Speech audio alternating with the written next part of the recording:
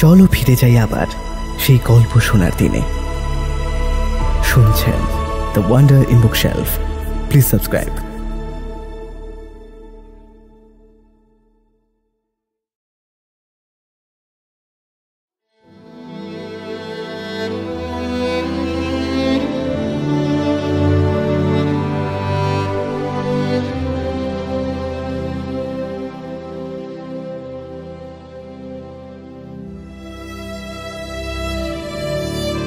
গল্পের দেশে আপনাদের নিয়ে যেতে আমরা আবার তৈরি।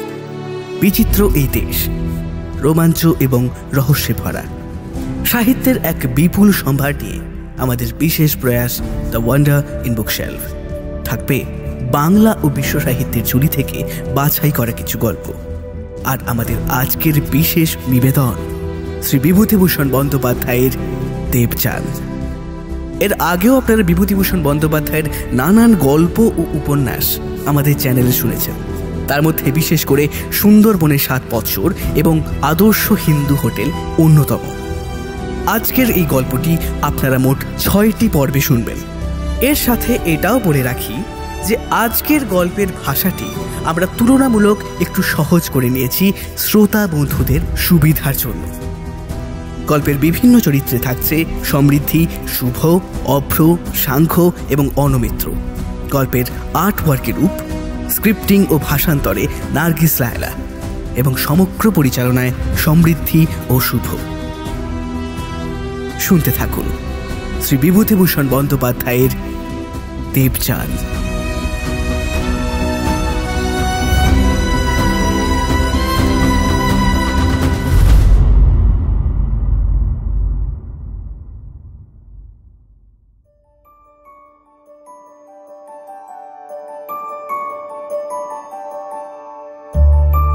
শুনছেন শ্রী বিভূতিভূষণ বন্দ্যোপাধ্যায়ের দেবচাঁদ, 4র্থ পর্ব।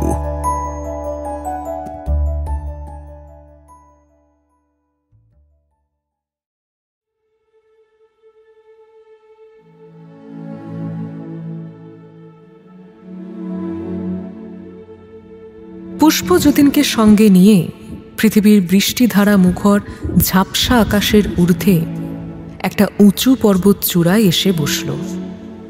নিচে পৃথিবীর চারিদিকে মাঝে মাঝে বিদ্যুৎ গর্ভ মেঘ পুঞ্জ থেকে বিদ্যুৎ খেলছে। তারই মাঝে আড়াল হয়ে যাওয়া সুনীল আকাশের বুকে সূর্যোদয় হল। ওরা যেন পার্থিব কামনা বাসনার বহু ঊর্ধ্বের কোনো নির্মল দেবলোক থেকে পৃথিবীর দিকে চেয়ে আছে। বাংলাদেশের উত্তরে এই বোধহয় হিমালয় পর্বতের চূড়া। চারিদিকে ছড়ানো তুষার রাশি সূর্যের আলোয় ঝকমক করছে। আচ্ছা, এই সবই কি মায়া, ভেলকিবাজি, ভগবানের কারসাজি? যতীন আজ মৃত্যুর অসত্যতা ভালো করে বুঝেছে। মৃত্যু বলে তাহলে কোনো জিনিসই নেই। এই তো সেই যশোর জেলায় কোলা বলরামপুর গ্রামে মরে গেল শেষ রাত্রে। অথচ এখানে সে পর্বত শিখরে বহাল তবিয়তে বসে। মরণ নেই, বিচ্ছেদ নেই, দুঃখ নেই। ওরা যেন অমর, শাশ্বত। পুষ্পযতীনের মনের ভাব বুঝতে পারল। হাজার হোক, যতীন তা পুরুষ মানুষ, ইউনিভার্সিটির ছাত্র ছিল, জিনিসগুলো চট করে ধরতে পারে। পেটে একেবারে বিদ্যে না থাকলে অন্ধকার কি ঘটছে? আর কিছুক্ষণ নীরব থেকে পুষ্প বলল, এবার বেঁচে গেলে বটে, কিন্তু বারবার আশা বৌদির কাছে যাতায়াতের ফলে তোমার এই বিপদ হলো। অনেকবার তোমায় সাবধান করেছিলাম, শোনোনি। পুনর্জন্মের আবর্ত মাঝে মাঝে আত্মিক স্তরে ঝড়ের মতো এসে পৌঁছয়। কোথা থেকে আসে তা জানিনি, কটা ব্যাপারেই বা বুঝি জগতে। সেই সময় যেই সামনে পড়ে তাকে নিয়ে এসে অদৃষ্ট আবার পৃথিবীতে ফেলে। ও থেকে রেহাই নেই, তাই এসে জন্মে গিয়েছিলে পৃথিবীতে। আমার মনে আছে সেই ভীষণ টানের কথা। তখন জ্ঞান ছিল না আমার পুষ্প। তোমার উচিত হয়নি আশাদের বাসায় অতক্ষণ থাকা। ও একটা ঝড়ের মতো, ভূমিকম্পের মতো বিপর্যয়। তবে 3য় স্তরের নিচের অঞ্চলেই ও আবর্তের সৃষ্টি। 4র্থ স্তরের আত্মারা তত বিপদগ্রস্ত হন না ওতে। যদিও পালিয়ে যান সকলেই, ও একটা অন্ধশক্তি, ওকে বিশ্বাস নেই। কোথায় ঘুরিয়ে নিয়ে গিয়ে ফেলে পুনর্জন্ম ঘটাবে পৃথিবীতে। একবারের পর অনেকেই পৃথিবীতে জন্ম নিতে চায় না, সকলেই ওটাকে ভয় করে। তুই আমাকে কোনোদিন এই ব্যাপারটার কথা বলিসনি তো? ভূমিকম্পের কথা তো পৃথিবীতে সবাই সবাইকে বলে বেড়ায়, হয়তো জীবনেই ঘটলই না, নয়তো এসে সব ওলটপালট করে দিয়ে গেল। এও তেমনি, পৃথিবীর বাসনা, কামনা, আসক্তি যখন মনের মধ্যে বেশি হয়, তখনই ওই আবর্ত বড় বিপজ্জনক। সেই জন্যই তোমায় বারবার বারণ করতাম, যতদা একা আর তোমাকে বেরোতে দেব না কিন্তু। তুই জানতে পারলি কখন? তখনই, আমি তখন জবে বসেছি। না না, ওই আর কি। কথাখানা বলে ফেলেই লজ্জায় পুষ্প নিজেকে হঠাৎ সামলে নিল। সে জব ধ্যান করে লুকিয়ে। যতীন তার সামনে সে মস্ত বড় কোনো যোগিনী সাজতে চায় না। তারপর তখনই বুঝলাম তুমি মাতৃগর্ভে ঢুকে গিয়েছ। সঙ্গে সঙ্গে তোমার তো সব বিস্মৃতি এসে গেল। আমি মনে ছোটাছুটি করি, ছুটি করুণা দেবীর কাছে, আমার গুরুদেবের কাছে। করুণা দেবী বললেন তিনি নাকি মায়ের মনে দুঃখ দিয়ে তোমাকে বাঁচাতে পারবেন না। পৃথিবীতে মরে গেলুম আর তোদের এখানকার ভাষায় বেঁচে গেলুম। এ বেশ মজার কথা কিন্তু পুষ্প। হ্যাঁ, আচ্ছা যাই হোক, তারপর শোনো, করুণা দেবী মাকে কাঁদাতে পারবেন না। ওদিকে গুরুদেব বললেন তোমাকে মাতৃগর্ভে 10 মাস 10 দিন থাকতে হবে, তারপর ভূমিষ্ঠ হতে হবে, তবে তিনি চেষ্টা করবেন। কি চেষ্টা করবেন? শিশু হত্যার? তোমার অজ্ঞান অন্ধকার কাটেনি দেখছি এখনো। না না, আমার মনে একটু খটকা লেগেছে। দেখ পুষ্প, আমায় তোদের ভাষায় পাঁচিয়ে খুব ভালো করলি, কিন্তু ওই মেয়েটির কান্না, আমার মায়ের ওই কান্না, ওটা তো। যতদা চলো তোমায় গুরুদেবের কাছে নিয়ে যাই। এতদিন তোমায় বলিনি তার কথা। তোমার মন আজ ভালো না, চলো আমার সঙ্গে। ও জায়গা 5ম স্বর্গের 2য় স্তরে। তোমাকে আবরণ দিয়ে শক্তি দিয়ে নিয়ে যাব, নইলে তোমার জ্ঞান থাকবে না, অত উপরে কিছুই দেখতে পাবে না। যতীন খানিকক্ষণ যেন কি ভাবল, তারপর বলল, আচ্ছা একটু বস পুষ্প, আমি না একবার দেখে আসি মা কি করছেন। কে মা? কিসের মা? বৈষ্ণবী মায়ে ভুলো না যতদা। অনন্ত পথে কত মা, কত বাবা, কত ছেলে, কত স্ত্রী, প্রত্যেকই অবিনাশী আত্মা, প্রত্যেকই লীলা করছে। চলো এবারে। না রে পুষ্প, আমার সত্যি এখনো অত জ্ঞান জন্মায়নি মনে। এখনো মায়া দয়া মন থেকে একেবারে বিসর্জন দিতে পারিনি। আমাকে একবার যেতেই হবে মাকে দেখতে। আর সকালে সেই মায়ের বুক ফাটা কান্না সেই আমারই জন্য। আমি তার ছেলে হয়ে আমি কি করে ভুলি বলতো পুষ্প? উফ, কি বাঁধন! তাই শুধু দেখছি মায়ার শক্তি আছে বটে। হ্যাঁ, এড়িয়ে যাও বললেই কি এড়ানো যায়? মানুষকে নিয়ে পৃথিবীর লীলা তাহলে হয় কি করে? থাক থাক থাক, ওইসব বিদ্যের ঝাড়ফুঁক এখন তুই তুলে রাখ পুষ্প। আমি একটুক্ষণ যাবো, আমি একটু দেখেই চলে আসবো, বরং একটু। আবার সেই কোলা বলরামপুর গ্রাম। সেখানে এখন বেলা দুপুর, বৃষ্টি থেমেছে, কিন্তু আকাশ মেঘ মেদুর। সজল বর্ষার বাতাস বইছে। সারা রাত্রি বর্ষণের ফলে পথে ঘাটে জল দাঁড়িয়েছে। বৃষ্টি সিক্ত লতা ঝোপের পাতা থেকে টুপটাপ বৃষ্টির জল ঝরে পড়ছে এখনো। রান্নাঘরের দাওয়ায় মেয়েটি খেতে বসেছে। কলাইয়ের ডাল, মোচার ছেঁচকি আর কাঁচকলা ভাজা। সকালবেলা সেই প্রৌঢ়াও পাশে বসে খাচ্ছে। আমি আর কিছু খাবো নেই গো মাসি, যা খেয়েছি সকালবেলা পেট আমার ভরে গিয়েছে। কি মুখ চোখে শ্রী ছিল গো মাসি, ও যে বাঁচবে না সে আমি জানতো। আমার কপালে কি অমন ছেলে বাঁচে বলো মাসি? সেবারে কি সে কামড়ালো রাত্রিরে, ছেলে কোকিয়ে কেঁদে উঠল। আমি তাড়াতাড়ি টেমি জেলে দেখি ছেলের কাঁটার তলায় এত বড় একখানা কাঁকড়া বিছে। সেই রাত্রে কাঁটা নোটের শেকড় বেটে জল পোড়া এনে নাপিত বাড়ি থেকে দিই। আহা, আশ্বিন মাসে একবার এমন কাশি হলো যে বাচ্চা দম আটকে বুঝি যায়। কি যে বললে শিব ডাক্তার, হুপিং কাশি নাকি? যে কদিন ছিল কষ্টই পেয়ে গিয়েছে বাচ্চা আমার।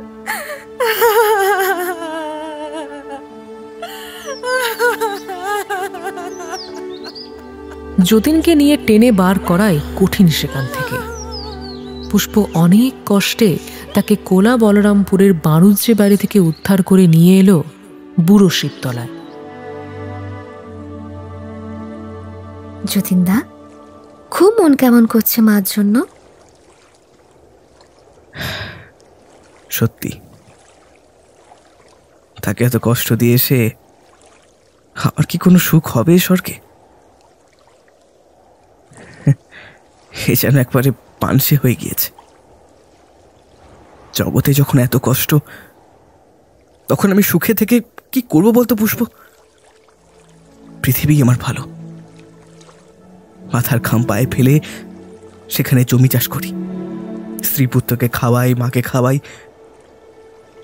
দেখলে না মায়ের খাওয়া গেল। আমি সেই মায়াবাদী সন্ন্যাসীকে পেলে একবার জিজ্ঞেস করি, সবাই যদি সমাধি লাভ করে ব্রহ্মে লয় পাবে, তবে এই জগৎ সংসার চলবে কাদের নিয়ে? সব নিয়েই তো সংসার। চাষা যদি লাঙল না চষবে, তাঁতি যদি কাপড় না বুনবে, একটা মজুর যদি আমাদের হয়ে না খাটবে, তবে সংসার চলে কেমন করে? তুই বল। এ কথার উত্তর আমি তোমায় এক্ষুনি দিতে পারি, কিন্তু তুমি বিশ্বাস করবে না আমার মুখ থেকে শুনলে, তাই এর জবাব দিলাম না। জবাবে দরকার নেই। কেন আমাকে তুই পৃথিবী থেকে নিয়ে এলি এখানে? কেন নিয়ে এলি? কেন নিয়ে এলো শুনবে তবে? আমি আনিনি, তোমার অদৃষ্ট তোমাকে পৃথিবীতে জন্মগ্রহণ করিয়েছিল, অদৃষ্টই আবার এনেছে। পৃথিবীতে পুনর্জন্মের সময় তোমার আসেনি যতদা। দৈব দুর্বিপাকে পুনর্জন্মের টানে জন্মাতে বাধ্য হয়েছিলে। ও একটা দুর্ঘটনা, যেমন ভূমিকম্প। ও থেকে তোমার কর্মফল তোমাকে মুক্ত করে আনত, এনেছে। আমি আর কে যতদা, আমি সাহায্য করেছি মাত্র। পুনর্জন্মের জন্য অত ভেবো না, ও যখন হবে তখন কেউ রুখতে পারবে না। আমার ভালো লাগে না পৃথিবীতে এত কষ্ট, আর আমি এখানে। তুমি এখন আর পৃথিবীর মানুষ নও যতদা, এ কথাটা ভুলে যাচ্ছ তুমি বারবার। পৃথিবীর মানুষ যখন ছিলে, তখন যে কথা বলছো তা বললে মানাতো। বিধাতার নিয়মই পৃথিবীর জীবন থেকে এখানে আসতে হয়। সকলের জন্য কষ্ট করব বললে তোমার শুনছে কে? নিয়মের অধীনে তোমাকে চলতে হবে। ভগবান তোমার আমার চেয়ে ভালো বোঝেন, তার আইন তো মেনে নিতেই হবে যতদা। কেন এরকম হলো এর জবাব তিনিই দিতে পারেন। আমার সে গুরুদেবের কাছে যাবে, তিনি তোমায় বোঝাতে পারবেন। না, আমার গুরু টুরুতে দরকার নেই পুষ্প, ক্ষমা দে আমাকে, ঢের হয়েছে। আমার বড় ইচ্ছে করছে রে, সত্যি বলছি, সেই মায়াবাদী সমাধিবাজ সন্ন্যাসীটার সঙ্গে। মহাপুরুষদের সম্পর্কে তোমার মুখের ভাষাগুলো একটু ভদ্র করো যতুদা। হঠাৎ একটা ঋণ শব্দ পেয়ে ওদের চমক ভাঙল। তাকিয়ে দেখে বুড়ো শিবতলার ঘাটের পশ্চিম দিকের আকাশ যেন প্রজ্বলন্ত উল্কার মতো কোন এক অপার্থিব আলোতে আলোকিত হয়ে উঠেছে, যার বিস্তৃতি বহু দূর পর্যন্ত। আরও একটু পরে ওরা দেখতে পেল বহুদিন আগের দেখা সেই পথিক দেবতা শূন্য পথে চলেছেন। মনে হলো তিনি যেন ওদের দিকেই আসছেন। সেই রকম একটা নীল আলো ওদের সাগঞ্জ কেওটার ঘাট অবধি এসে পড়ল, কিন্তু পরক্ষণেই তার পথ বদলে গেল। তিনি আরো দূরের কোনো গ্রহলোকের দিকে যাত্রা করলেন। যতীন প্রথমটা চিনতে পারেনি। খানিকক্ষণ দেখার পর বলল, উনি উনি কে পুষ্প? চিনতে পারলে না যতীনদা? উনি সেই পথিক দেবতা, এক কল্প পূর্ব থেকে যাত্রা করেছেন সেই বিশ্বের শেষ দেখবেন বলে, কিন্তু এখন এর একাংশ দেখে উঠতে পারেননি। কত নিহারিকা, কত নক্ষত্রলোক, কত গ্রহলোক তিনি ঘুরেছেন জানো, এমন কত লক্ষ লক্ষ পৃথিবী, তবু এর কোনো হদিশ পাননি তিনি। মনে নেই সেই এখানে ক্লান্ত হয়ে এসে পড়েছিলেন, পৃথিবী শুনে জিজ্ঞাসা করছেন এটা আবার কোন গ্রহ, সূর্য কোনটা চিনতে পারেননি। হ্যাঁ, মনে পড়েছে। তাই তো বলছি যতুদা, এই সামান্য সৌরজগতের এই ক্ষুদ্র গ্রহ পৃথিবীর মায়া তুমি কাটাতে পারছো না। অথচ দেখো, তুমি যে লোকে এসেছো সেখানে একটু সাধনা করলেই তুমি অমনি কত লক্ষ লক্ষ সৌরজগৎ, তার কোটি কোটি গ্রহের জীবনযাত্রা দেখতে পাবে। কত কি দেখবার আছে, কত জানবার আছে যতীনদা। সেসব তোমার দেখতে ইচ্ছে করে না যতীনদা? জানতে ইচ্ছে করে না? যতীন তখনই কোনো জবাব দিতে পারল না। কিছুক্ষণ স্তব্ধ হয়ে বসে থেকে পরক্ষণেই উত্তেজিত হয়ে বলল, আমি সব দেখব, সমস্ত কিছু বুঝবো পুষ্প। আমার চোখ উনি অনেকখানি যেন খুলে দিয়ে গেলেন। চল, এখনই এখনই করুণা দেবীর কাছে যাই। আবার সেই উচ্চ আত্মিক লোকের বায়ুস্তর। চোখের নিমেষে পুষ্পর সাহায্যে যতীন শত শত যোজন, যোজনের পর যোজন পার হয়ে চলল। করুণা দেবীর আশ্রম সেই ক্ষুদ্র গ্রহটিতে ওরা পৌঁছে দেখল কেউ কোথাও নেই।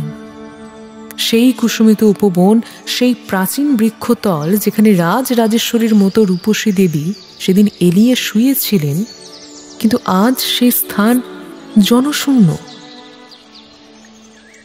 কি হলো? তিনি যে নেই রে। জগৎ সংসারের কাছে তিনি সর্বদা ঘুরছেন, কি জানি কোথায় গিয়েছে। কি সুন্দর দেশ এটা, ইচ্ছে করে এখানেই থাকি। আচ্ছা, বুড়ো শিবতলার ঘাট এমন করে নেওয়া যায় না? অনেক বেশি শক্তি দরকার এমন দেশ করতে, জানো তো। আমার তা নেই যতীনদা। এই দেশ শুধু বাইরের প্রাকৃতিক দৃশ্য নিয়ে সুন্দর হয়নি, মনের উপরের প্রভাব বুঝতে পারছো নিশ্চয়ই। আমরা যেন অনেক উঁচু জীব হয়ে গিয়েছি, শ্রান্তি নেই, ক্লান্তি নেই, দেহ মন কত উঁচু ধরনের হয়ে গিয়েছে।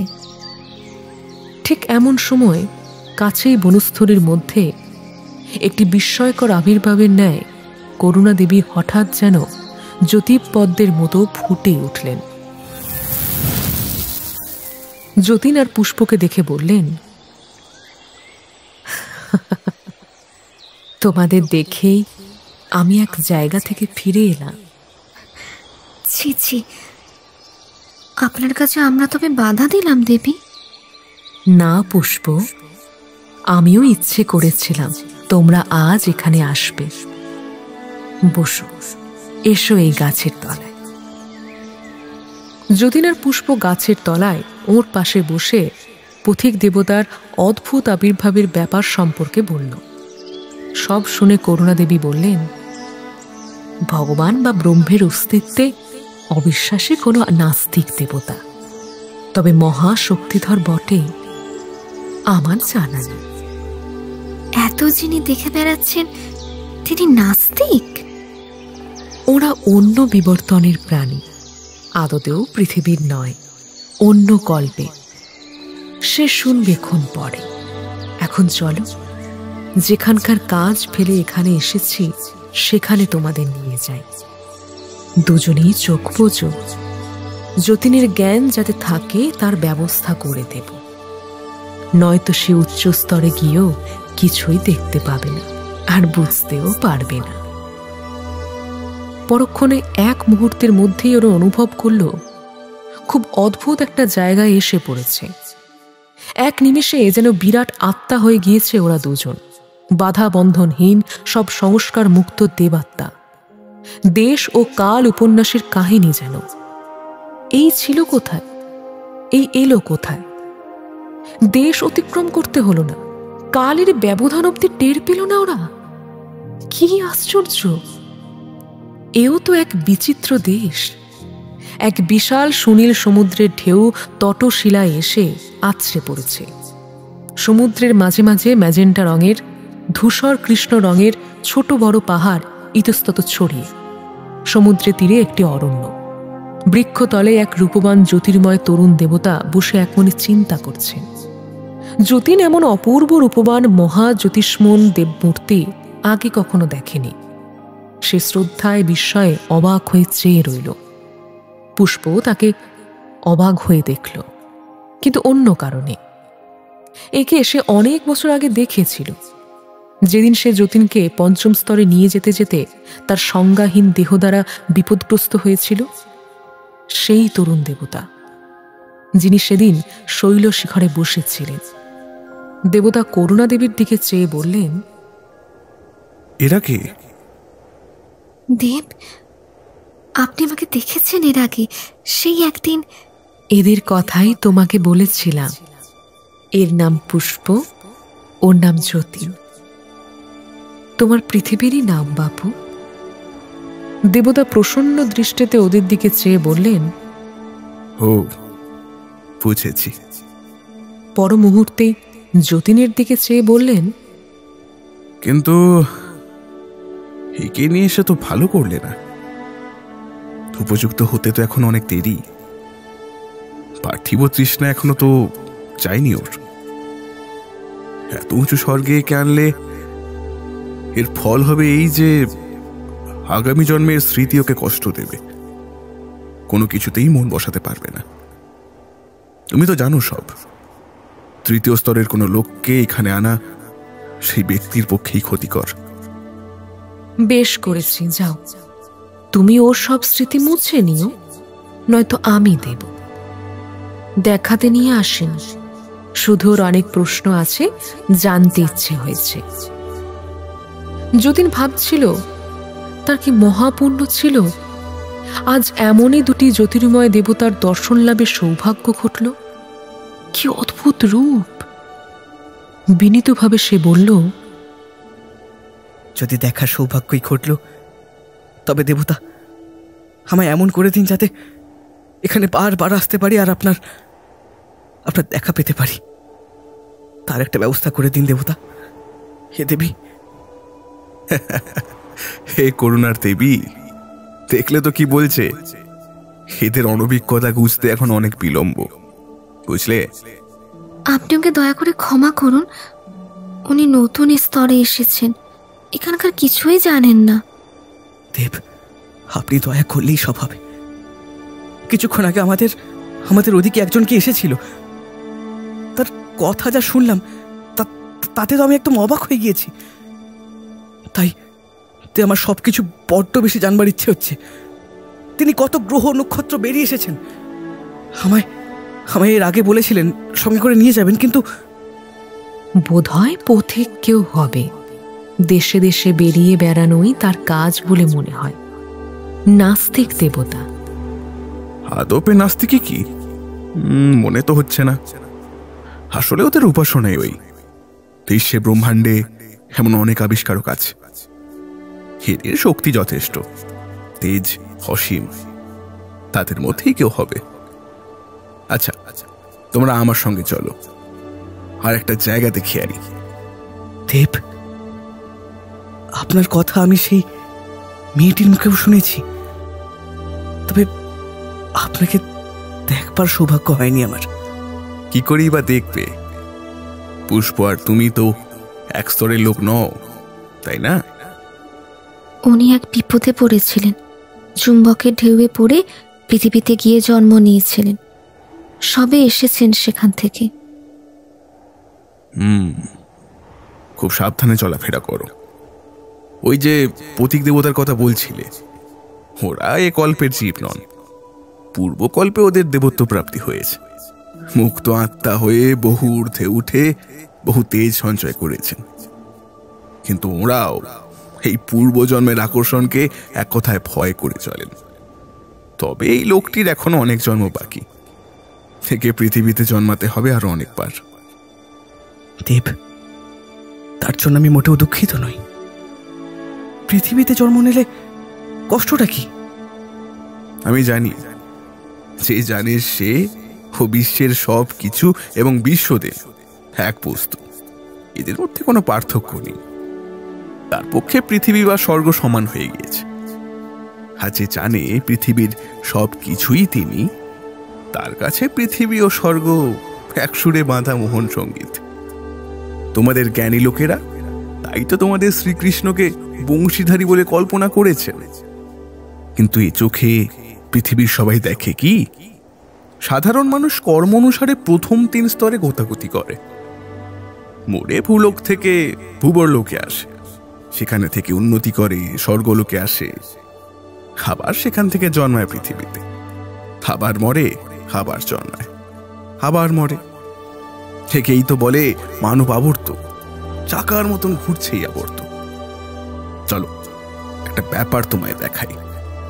পৃথিবীতেই চলো, সেখানে তোমরা সহজ এবং স্বচ্ছন্দ অবস্থায় থাকবে। চলো তোমাদের দেশেই নিয়ে যাই। মহাশূন্যের পথহীন পথে করুণা দেবী ওদের নিয়ে আগে আগে চললেন। দূরে একটা কি বিশাল গ্রহ নিকষ কালো অন্ধকার সমুদ্রে পাক খেয়ে খেয়ে ঘুরছে। হু হু করে নামতে নামতে পৃথিবীর এক তুষারাবৃত পর্বত শিখর ডিঙিয়ে ওরা এক নদীর ওপরকার শূন্যে এসে স্থির হয়ে দাঁড়ালো। দেবতা পিছনে পিছনেই আসছিলেন। বললেন, এটা চিনতে পারছো কি নদী? না দেব, এ তো ঘোর অন্ধকার, পৃথিবীর কিছুই তো দেখতে পাচ্ছি না।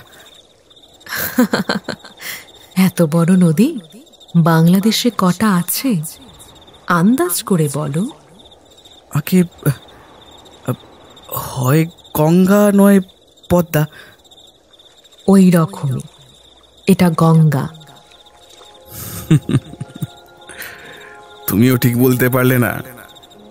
গঙ্গা তো বটে, তবে মুর্শিদাবাদ জেলার গঙ্গা। আপনি বাংলাদেশের সব খবর জানেন দেখছি। যতীন, ওনাকে ওরকম বলো না। উনি কে তা তোমরা জানো না, আমি পরে বলবো। একটা ছোট্ট খাল, একটা আম বাগান, মুর্শিদাবাদ জেলা। সুতরাং বন বাগান বেশি নেই। মস্ত বড় মাঠ একদিকে, একদিকে ছোট্ট একটি গ্রাম। যতীন অবাক হয়ে লক্ষ্য করল, সেই ঘোর অন্ধকারের মধ্যেই গ্রামের ঘরের আনাচে কানাচে অনেকগুলি নিম্ন স্তরের ধূসর ও মেটে সিঁদুরে রঙের আত্মা ঘুরে বেড়াচ্ছে। কেউ এ বাড়ি, কেউ ও বাড়ি। তারা যদি মানুষ হতো তবে ওদের এহানো গতিবিধি থেকে সন্দেহ হতো। নিশ্চয়ই ওরা চোর বা ডাকাত। ওরা কে জানো যতীনদা? কি করছে বুঝতে পারছো? আমার স্থির বিশ্বাস পৃথিবীতে জন্ম নেওয়ার জন্যে ওরা এভাবে ঘুরে ঘুরে বেড়াচ্ছে। প্রতি রাত্রেই এমনি করে লোকের বাড়ির আশেপাশে ঘোরে, কিন্তু ভিড় বেশি, সবাই সুবিধে পায় না। তৃষ্ণায় পুনর্জন্ম গ্রহণ করায়। ভূবর লোকে ওদের ভালো লাগছে না, সেখানে পৃথিবীর স্থল বাসনা কামনা পরিতৃপ্তি হয় না। সুতরাং ওরা চাইছে আবার দেহ ধরতে, কিন্তু তার প্রার্থী অনেক। সুতরাং জন্ম নিতে চাইলেও জন্ম নেওয়া হয় না। উচ্চতর আত্মারা বংশ দেখে, পিতা মাতা দেখে জন্ম নেওয়ার সময়। কিন্তু এদের সেসব পালায়নি, যে কোনো বংশ জাত কুল হলেই হলো, দেহ ধারণ নিয়ে কথা। দেব, এরা কতদিন ধরে এমন ঘোরে? পৃথিবীর হিসেবে কেউ কেউ 10 বছর পর্যন্ত ঘোরে। এই এক যন্ত্রণাদায়ক অবস্থা। এই অবস্থাকে প্রেতত্ব বলো তোমরা। কারোর স্বাধীন কাজে আমরা কখনো কোনো বাধা দিই না। জীব যখন নিজের ভুল বুঝবে তখন সে ক্ষান্ত হবে, থামবে। আচ্ছা, এবারে চলো, এখানে কষ্ট হচ্ছে, আর নয়। ওরা যেখানে এসে বসলো সেটা একটা পর্বত শিখর। বড় চমৎকার পাইন আর দেবদারু গাছের নির্জন অরণ্যানী। গাছের ডালে ডালে অগণিত পরগাছার রং বেরঙের ফুল। পায়ের নিচে পৃথিবী অন্ধকারে ডুবে আছে। গভীর রাত্রি। আকাশের মাঝখানে চওড়া জলজলে ছায়াপথ সাথে অসংখ্য ঝকঝকে তারকারাজি। এই হলো হিমালয়, বাংলাদেশের উপরেই। ওই দেখো, দূর থেকে একটা নদী নেমেছে পাহাড় থেকে। ও বোধহয় তিস্তা। কি যতীন, তুমি দেখলে তো মানুষের অবস্থা, কি মনে হচ্ছে এবারে? আশ্চর্য লাগলো দেব, ভীষণ আশ্চর্য। এমন যে হয় তা তো জানতামই না। আপনি যাকে মানব আবর্ত বললেন, ওর উচ্চতর অবস্থা কি? উচ্চতর সাধনা মানুষকে দেবযান পথে উচ্চতর লোকে নিয়ে যায়, যাকে সত্যলোক বলেছেন ভারতবর্ষের জ্ঞানী লোকেরা। যেহেতু কল্পকাল, সেখানে থাকছে উচ্চতর জীবাত্মা। কিন্তু কল্প কি? প্রত্যেকবার সৃষ্টির পরে প্রলয়, প্রলয়ের পরে আবার সৃষ্টি। এই কাল ব্যাপ্তির নামই হচ্ছে কল্প। কল্পান্তে উচ্চতর জীবাত্মারও পতন হয়। তবে সত্যলোকের দুরাপারে ব্রহ্মাণ্ডের বহিস্থিত যে ব্রহ্মলোক, সেখানে যারা যান, ভগবানের সঙ্গে তারা এক হয়ে যান। মানবাবর্তে তারা আর ফিরে আসেন না।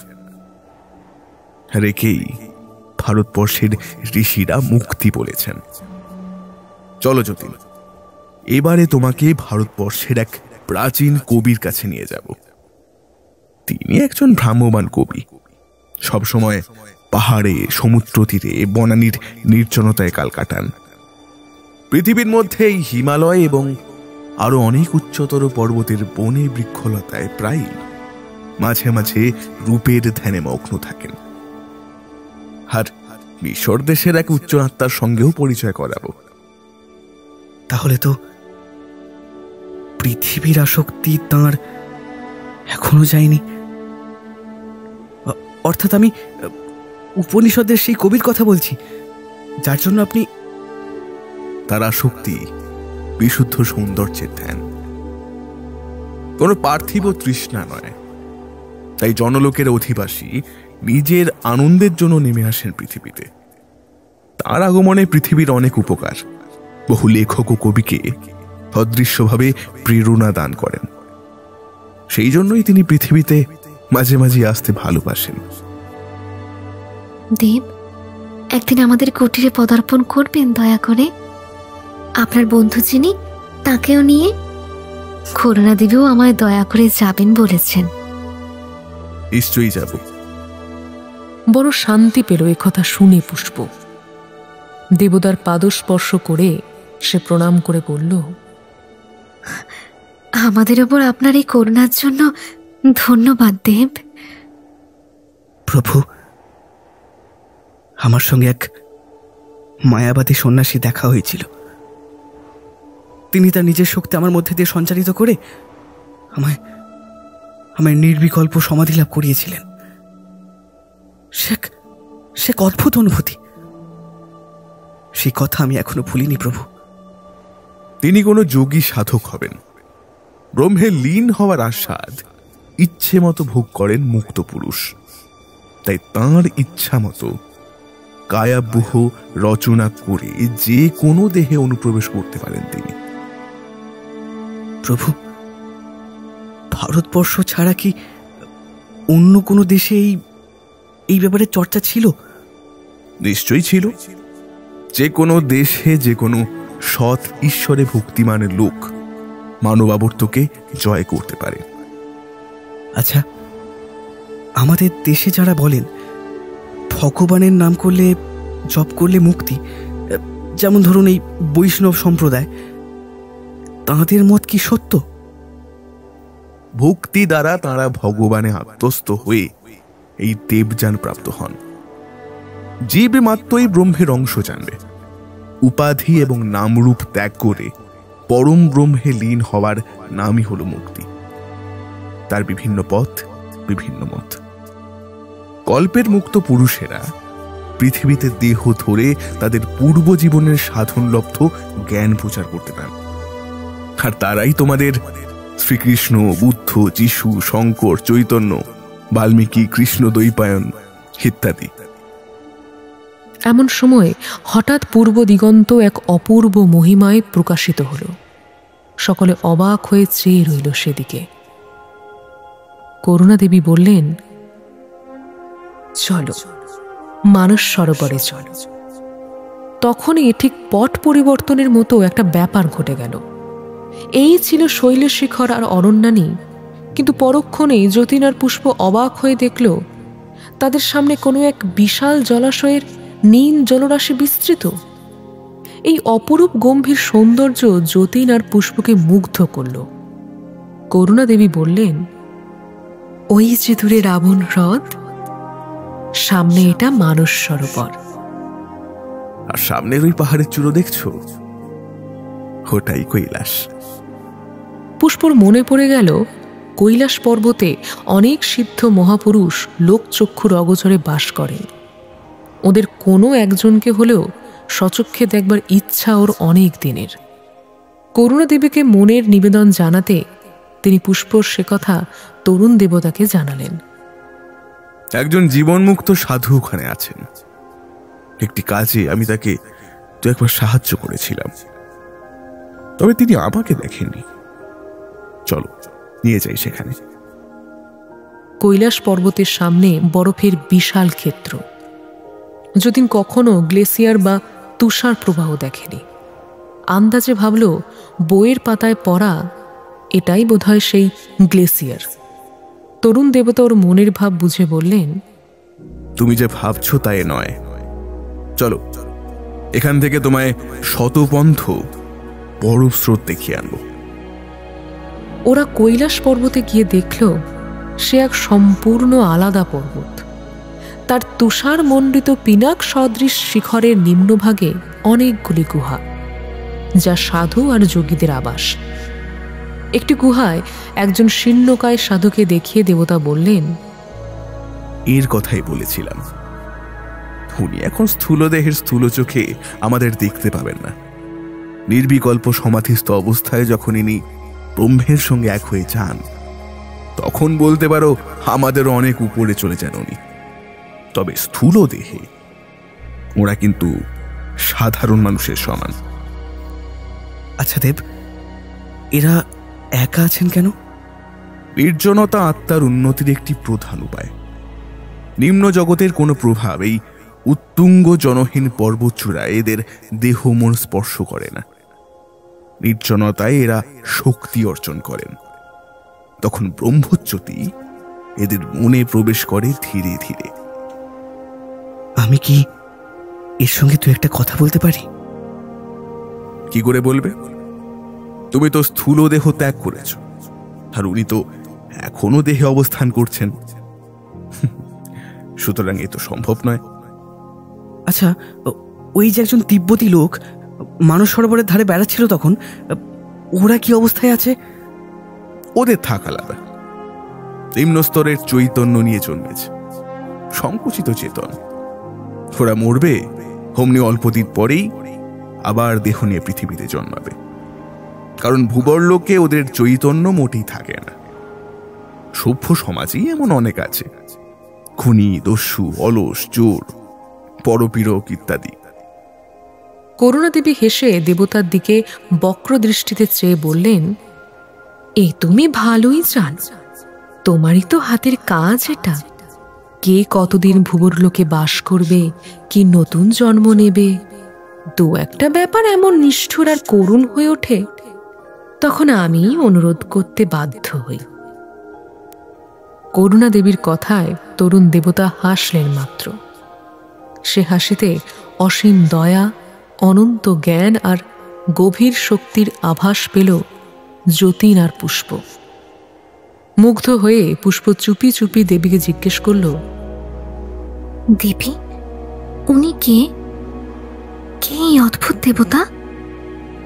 উনি কি এইবার অন্তত ওদের বলি পরিচয়টা? তরুণ দেবকে উদ্দেশ্য করে প্রশ্নটা করেই তিনি চুপ করে গেলেন। পুষ্প আবার জিজ্ঞেস করল, আমাদের সঙ্গে এমন ভাবে মিশছেন, এত বড় মানে, অথচ এখন ওনার পরিচয়? তোমাদের ঋষিরাই তো বলেছেন, সবিত্রীমণ্ডলে যে অঙ্কারময় পুরুষ আমি সেই। তুমি আমি ভিন্ন কোথায়? নিজেকে ছোট ভাবো কেন? তাই তো ছোট হয়ে থাকো, বড় হও, বীর্যবান হও। কিন্তু দেব, এই যে যুদ্ধ, জাতিতে জাতিতে রক্তারক্তি, এও কি সব আপনার ইচ্ছে অনুযায়ী? তুমি বুঝতে পারলে না। প্রত্যেক ঘটনা মানুষকে উন্নতির পথে নিয়ে যায়। যুদ্ধ, জাতিতে জাতিতে সংঘর্ষ, এর দ্বারা জাতি শক্তিমান হয়। কিন্তু কি হয় যুদ্ধে? মানুষ মারা যায়, মানুষের আরামের ব্যাঘাত ঘটে, এই তো। কিন্তু মৃত্যুর অসত্যতা এতদিনে তুমি নিশ্চয়ই বুঝেছো যতীন। আরামের অতিরিক্ত সুযোগ মানুষকে অলস করে, পশুবৎ করে তোলে। পৃথিবীর বসনা কামনাকে জয় করো। আরামের ইচ্ছে মন থেকে তাড়াও, নয়তো একদিন ঘুমিয়ে পড়বে। এদের বৃহস্পতি গ্রহের 2 উপগ্রহে নিয়ে গিয়ে দেখিয়ে দাও না। নিশ্চয়ই দেখাবো করুণা দেবী। সে দুটো ধীরগামী জগৎ, যারা পৃথিবীতে সুবিধা মতো উন্নতি করতে পারছে না, আমরা তাদের ওই মন্থর গতির জগতে পাঠিয়ে দিই জন্ম নিতে। সেখানে গেলে বড় আশ্চর্য ব্যাপার দেখবে। তবে ওদের এখনই নিয়ে গিয়ে দেখিয়ে দিই। মানস সরোবর আর হিমালয় ওদের পায়ের তলায় দেখতে দেখতে আবারও মিলিয়ে গেল। সেই অসীম বোম অন্ধকারে ডুবে পৃথিবী দিগন্তহীন আকাশে অদৃশ্য হল।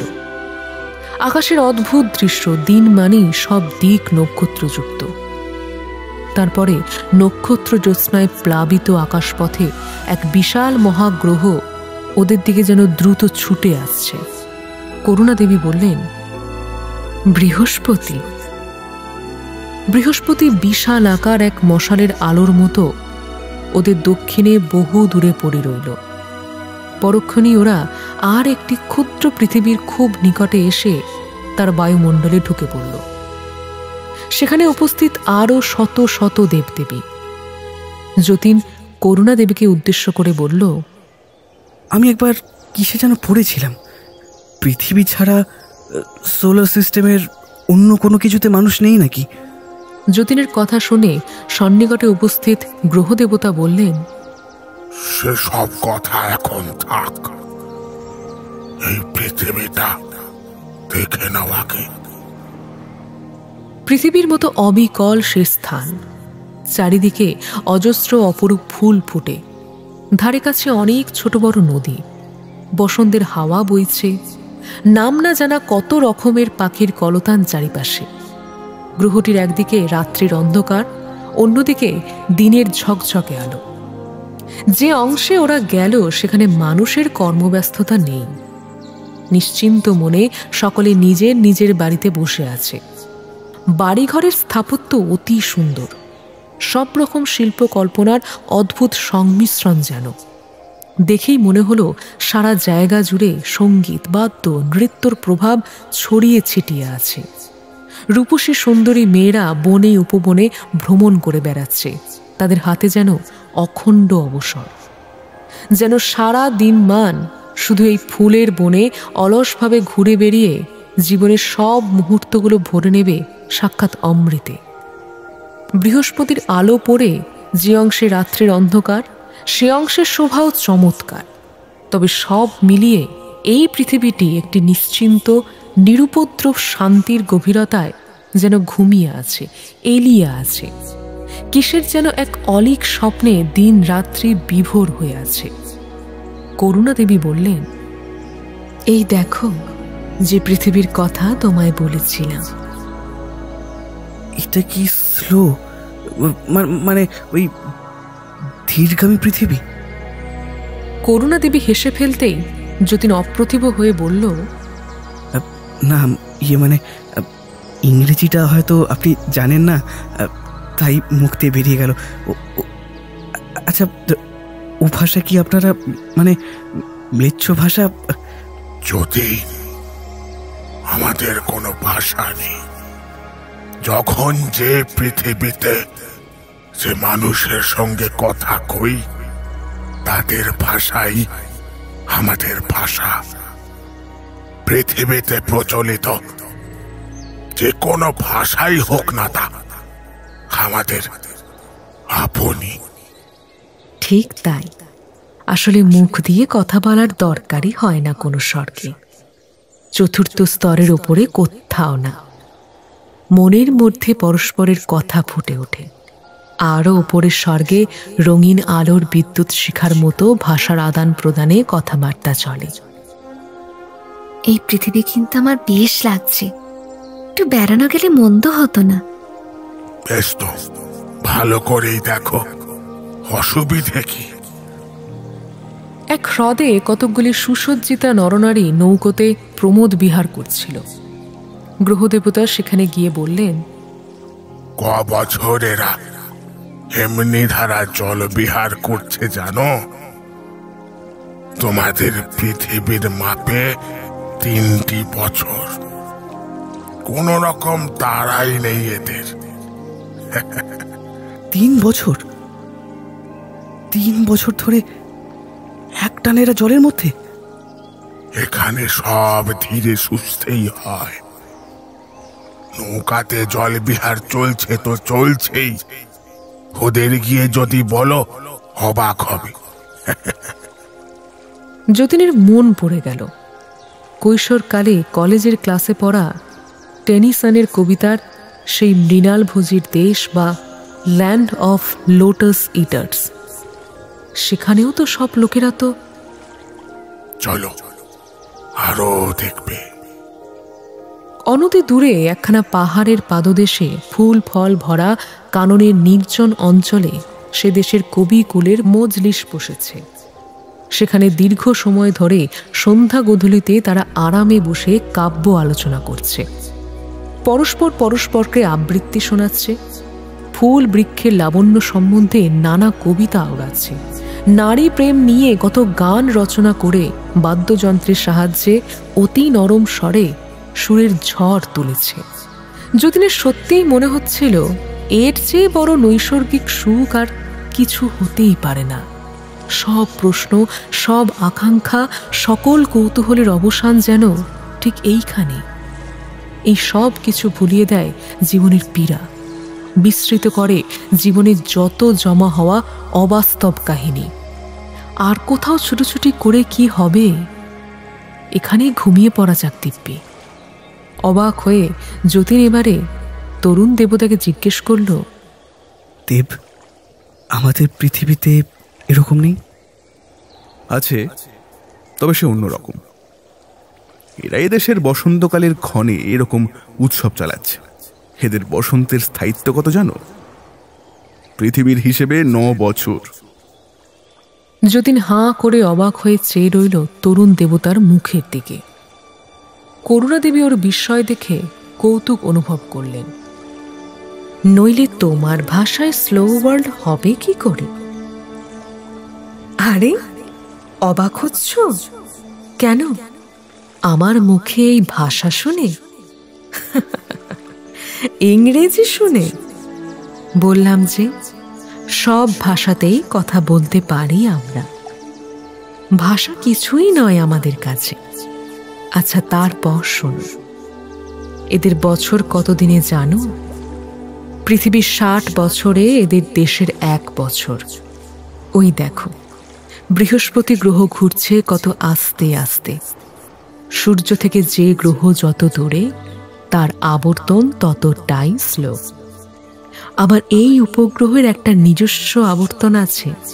তার নিজের কক্ষে সব মিলিয়ে দীর্ঘ দিন, দীর্ঘ রাত্রি, দীর্ঘ পথ, দীর্ঘ বছর। এখানে মানুষও ধীর গতিতে চলে, বহু সময় নিয়ে কাজ করে, বহু সময় নিয়ে আমোদ করে, বদলায় অনেক সময় নিয়ে। পৃথিবীর মতো তাড়াহুড়ো নেই, ব্যস্ততাও নেই। তাহলে এদের আয়ু 300 বছর প্রায় তোমার পৃথিবীর হিসাবে। ধীরগামী আত্মা। পৃথিবীর 50-60 বছর বয়সে যারা উন্নতি করতে পারবে না, কিছু বুঝতে পারবে না, এখানে পুনর্জন্ম গ্রহণ করিয়ে দেওয়া হয় তাদের। এখানে তারা যাতে ঘুমিয়ে না পড়ে তার ব্যবস্থা আছে। কি রকম ব্যবস্থা? বড় জানতে ইচ্ছে করছে দেবী। এবারে গ্রহদেবতা বললেন, রুদ্র ব্যবস্থা কিছু নেই। পৃথিবীতে যেমন আছে যুদ্ধ, বিগ্রহ, ব্যাধি, মহামারী, কি বিপ্লব, দুর্ভিক্ষ, এখানকার মানুষেরা একটু অলস, একটু ধীর বুদ্ধি, তাই এদের ওপর দয়া করতে হয় অনেকখানি। সবই ওই তাঁর ব্যবস্থা। যতীন লক্ষ্য করল কথাখানি বলতে বলতে গ্রহদেবের মুখশ্রী শ্রদ্ধায়, সম্ভ্রমে, ভক্তিতে কোমল হয়ে এলো। তিনি বলে চললেন, তিনি তার অসীম করুণায় এ ব্যবস্থা করেছেন। আমরা তো তার নিয়োজিত ভৃত্য মাত্র। কে কি দেখছ, এর চেয়ে অধীরগামী জগৎ রয়েছে, তবে সৌরমণ্ডলে নয়। তিনি এইসব অলস জড়বুদ্ধি জীবের জগতে উচ্চ স্তরের দেবদূতদের পাঠিয়ে দেন। তারা দেহ ধারণ করে জানেদের শিক্ষা দিতে। তারাই তো পৃথিবীর শ্রীকৃষ্ণ, বুদ্ধ, যিশু, শ্রী চৈতন্য, শঙ্কর, ব্যাস, দ্বৈপায়ন, আরো কত কি। পুষ্পর চোখে জল এসে গেল। সে হাত জোর করে বলল, প্রভু, একটা কথা জিজ্ঞেস করব? কিন্তু গ্রহদেব তখনও আত্মস্থ বিভোর অবস্থায় বলেই চলেছেন আগের কথার জের টেনে। দেখো, তোমরা পৃথিবীর ছেলে মেয়ে। আমি তোমাদের ভালোবাসি, কারণ তোমাদের জন্ম জন্মান্তর আমি নিজের হাতে গড়ে তুলেছি। আমি তোমাদের নরক থেকে বাঁচাতে চাই, কিন্তু পারি না। ওকে দেখো, উনি সত্য লোকেরও ঊর্ধ্বতন স্তরের দেবী, কিন্তু নিজের সুখ চান না। পৃথিবীর ছেলে মেয়েদের দুঃখে প্রাণ কাঁদে বলে উনি কোনো ঊর্ধ্বলোকেই থাকতে পারেন না।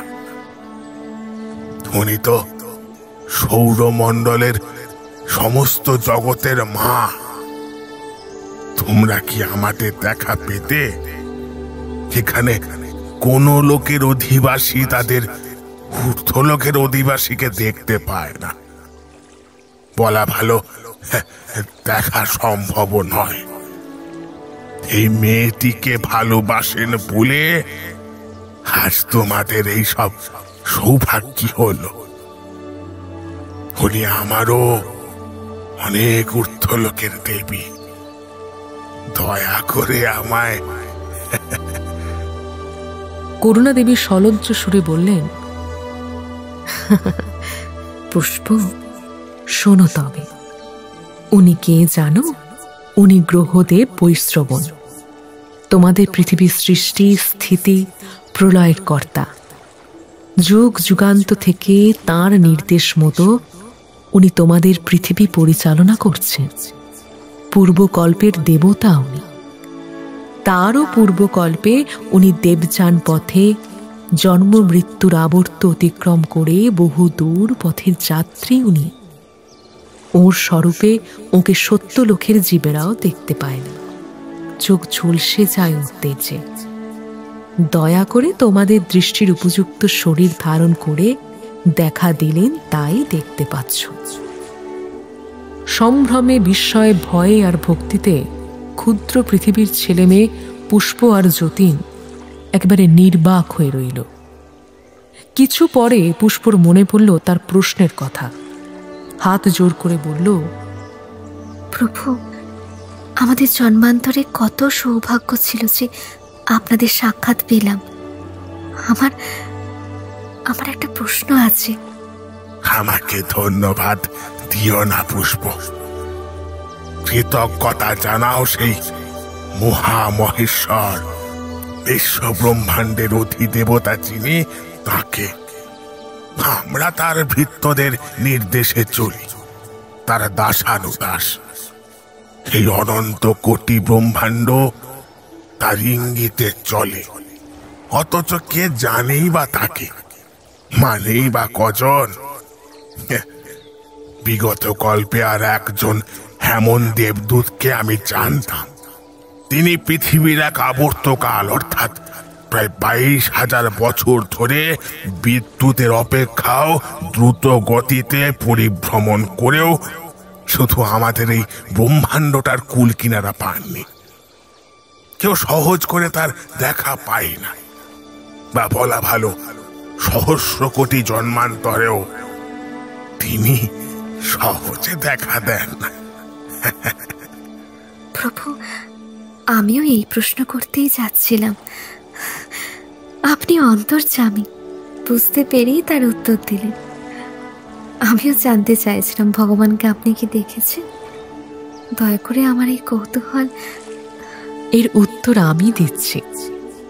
না পুষ্প, উনি দেখেননি, আমিও দেখিনি, অথচ তাকে অনুভব করেছি। তিনি কোথায় নেই?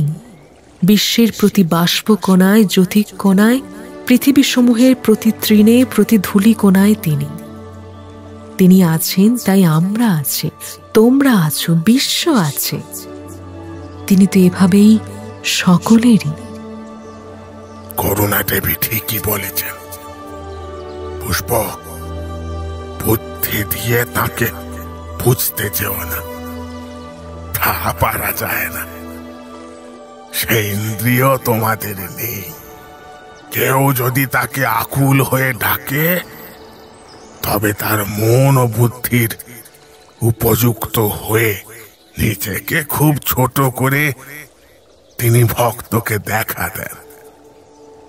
প্রভু, আপনি কিভাবে বুঝেছেন তাকে? ব্রহ্মলোকের বহু ঊর্ধ্বে তার নিজের লোক। দেখিনি, তবে জ্ঞান দ্বারা অনুভব করতে পারি। সেখানে হাজার হাজার কল্পের পূর্বেকার মুক্ত আত্মারা আছেন, তাদেরও দেখিনি। তারা মানব শক্তিধর, বিশ্বের সৃষ্টি স্থিতি লয় করবার ক্ষমতা রাখেন। তারাই হয়তো একমাত্র তাকে স্বরূপে দেখেন। প্রভু, এই পৃথিবীর মানুষেরা ভগবানকে জানে কি? সব পৃথিবীর অবস্থাই সমান। সত্য জানতে চায় কজন? যেখানে তো দেখছো যদি ইন্দ্রিয় সুখ নিয়ে সবাই মত্ত। সেই বিরাট মহাশক্তির ধারণা করা এদের পক্ষেও সহজ নয়। তবু বিশ্বের ভগবানের অসীম ধৈর্য, কাউকেই তিনি অবহেলা করেন না। তবে তো প্রভু, আপনাদের মতন অসীম শক্তিধর দেবতা কৃপা করলে এতদিনে সব উদ্ধার হয়ে যাবে। সত্যের প্রচার করে দিলেই তো হয়।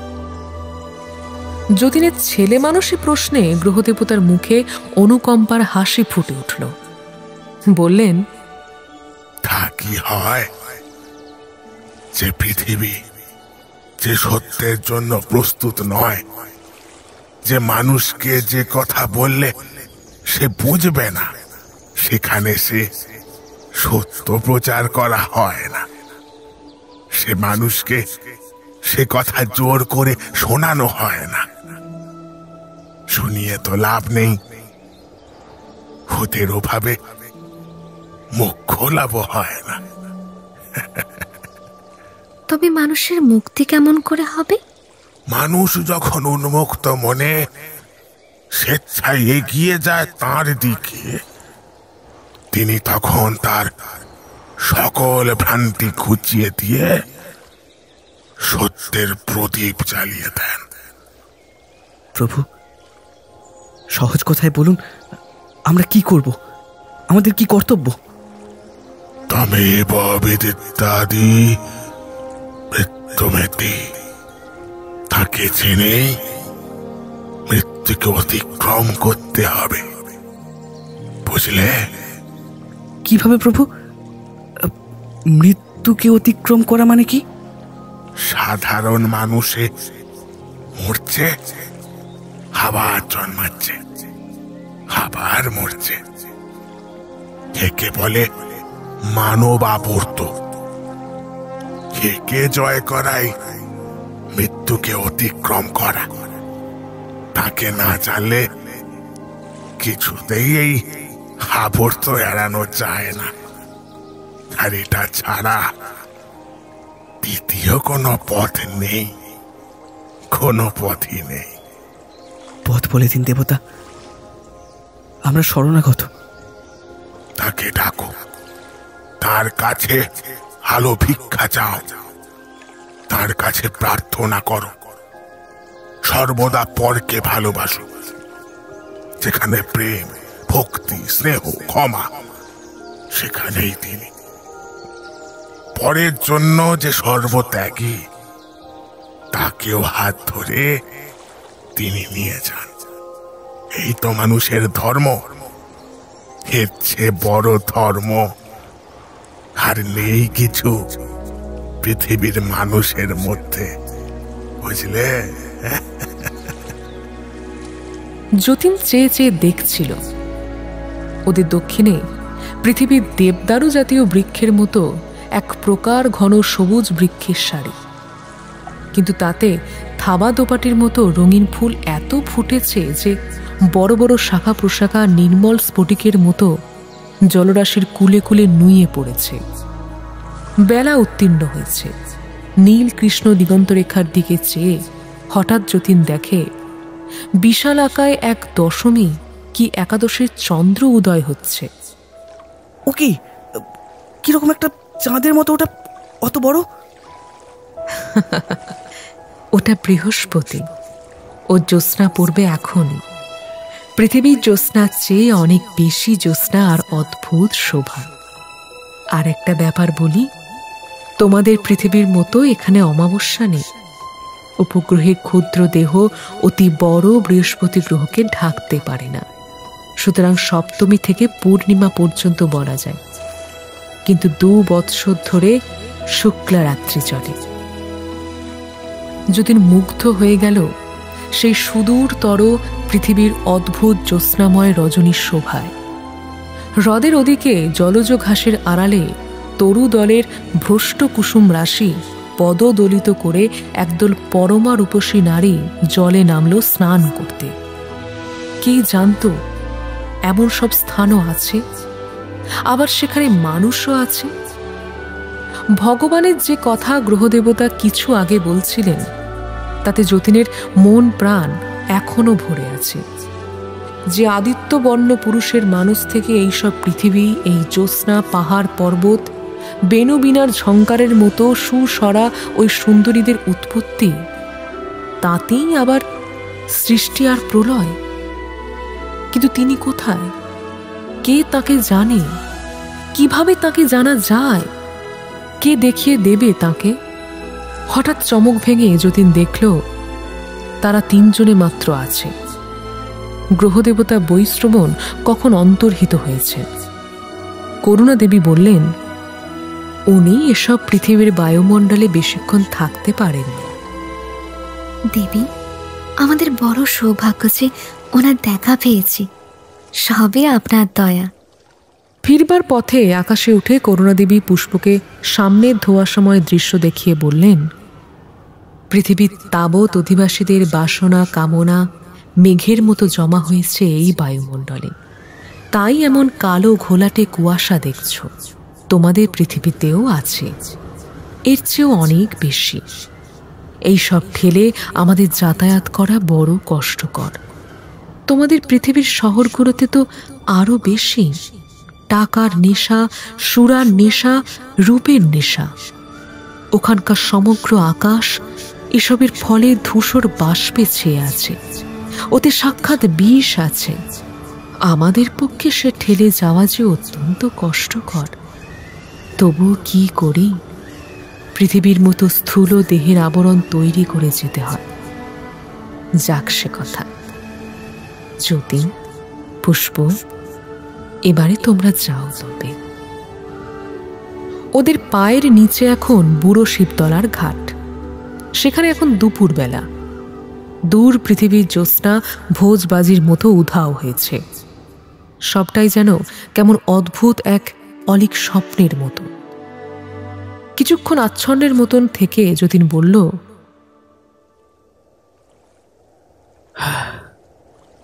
আজ আরো বুঝলুম সমস্তটাই মায়া।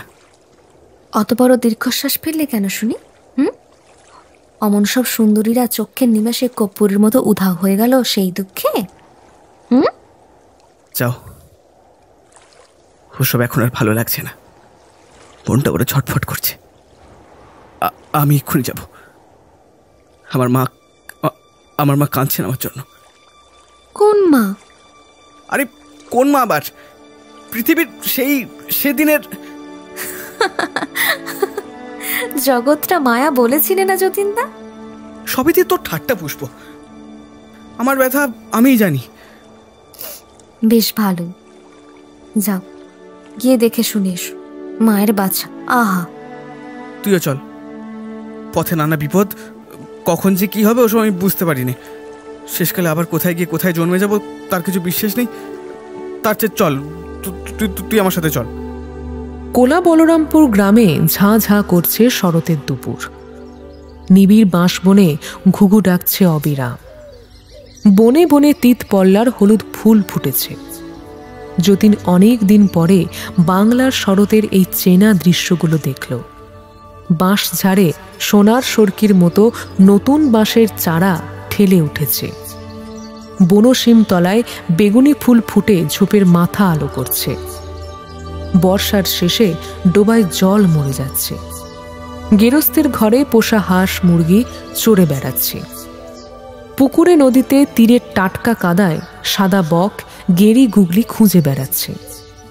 জলের ধারেই কাশফুলের ঝাড় থেকে হাওয়ায় কাশফুলের সাদা তুলোর মতো পাপড়ি উঠছে। কি চমৎকার রে পুষ্প! বাংলার সব পাড়াগাঁই এই এক ছবি। মনটা খারাপ হয়ে গেল। এর সঙ্গে জীবনের কত স্মৃতি জড়ানো। ছেলেবেলায় এমনই শরতে পুজোর ছুটিতে স্কুল বোর্ডিং থেকে বাড়ি আসতুম। দেখ দেখ দেখ দেখ দেখ, ওই বাড়িখানার উঠোনে শিউলিতলায় কত ফুল চাদরের মতন বিছিয়ে পড়ে আছে। দেখ, কত কাল পরে যেন নিচের মাটির ঘরটাতে ফিরে এলাম রে পুষ্প। এমন স্নিগ্ধ, এমন আপন, প্রাণটা জুড়িয়ে গেল যেন। যতীন আর পুষ্প নির্দিষ্ট সেই বাড়িটায় এসে ভেতরে ঢুকে দেখে ঘরের মধ্যে বিছানা পাতা। তাতে যতীনের সেই তরুণী মা আধময়লা লেপকাঁথা গায়ে শুয়ে ম্যালেরিয়ায় ভুগছে। শুধু এখানে নয়, পাশের বাড়িতেও তাই। জানালার কাছে ছোট্ট তক্তাপোষে আর একটি বউ শুয়ে জ্বরে এপাশ ওপাশ করছে। তার পাশে দুটি ছোট ছোট ছেলে জ্বরে ধুঁকছে তারাও। রান্নাঘরে একটা বৃদ্ধা কলাইয়ের ডালে সম্বরা দিয়েছেন। তারই সুগন্ধ জরাক্রান্ত বাড়ির বাতাসে। এমন সময় পাশের বাড়ির বউটি চিঁচি করে বলল, বলি একা মানুষ আর কত দিকে যাবো? কটা হাত পা আমার? কাল গিয়েছে একাদশী আর আজ এই খাটুনি। একটু সবুর করো বাপু, একটু সবুর করো। গরু দুটো সেই কোন সকালে বেঁধে দিয়ে এসেছে নদীর ধারের বেড়ায়। একটু জল দিকে আসবো, সময় পাইনি, এত বেলা হলো। তেষ্টা চাপে রাখো, জল দিচ্ছি ক্ষণেক পর। যত জোটে আমার কপালে। যতীন এসে ওর নতুন মায়ের বিছানার পাশে দাঁড়ালো। একটু আগে ওর মা ওর কথা মনে করে কেঁদেছে জ্বরের ঘোরে। এই তো গত বর্ষায় ও মায়ের কোল ছেড়ে গিয়েছে। সে স্মৃতি ওর মায়ের মনে এখনো অতি স্পষ্ট। চোখের জল গড়িয়ে পড়েছে বালিশের গায়ে। মাতৃ হৃদয়ের নিঃশব্দ ব্যথার অভিব্যক্তি। যতীন বুঝল মায়ের এই চোখের জল, বুকের চাপা কান্নাই তাকে আজ সপ্তম স্বর্গের পাড় থেকে টেনে এনেছে এখানে। মাতৃশক্তির আকর্ষণ অদম্য। কেউ তাকে তুচ্ছ করতে পারে না। হলই বা মাটির ঘরের দুদিনের মা, সব মাই তো দুদিনের। পুষ্প যতীনের কাছে এসে বলল, যা ভাবছ তা নয় যতীনদা। মায়া বলে উড়িয়ে দিতে চেও না পৃথিবীকে, পৃথিবীর এই স্নেহ ভালোবাসাকে। তোমার সাধ্যে কি এই মাতৃশক্তিকে অবহেলা করো? নিজের নিজের জায়গায় কারো শক্তি কম নয়। বিশ্বাস কর পুষ্প, এখন যদি এই সমাধি বা সন্ন্যাসীটাকে পেতাম না, আমি বুঝিয়ে দিতাম তাকে। মহাপুরুষের নামে অমন বলো না। তিনি যে ভূমিতে উঠে জগৎকে মায়া দেখেছেন, তোমার সে জ্ঞান কোথায়? যে অবস্থা যার, তাই তার কাছে সত্যি আর সহজ, যেমন তোমার কাছে এই সত্যি। আচ্ছা পুষ্প, তুই সত্যি বলতো, এই জগৎটা ভেলকির মতো লাগছে নাকি? আবার তোমার বোঝবার ভুল। যাক, ওসব বড় বড় কথা, তিনি যখন বোঝাবেন তখন বুঝো।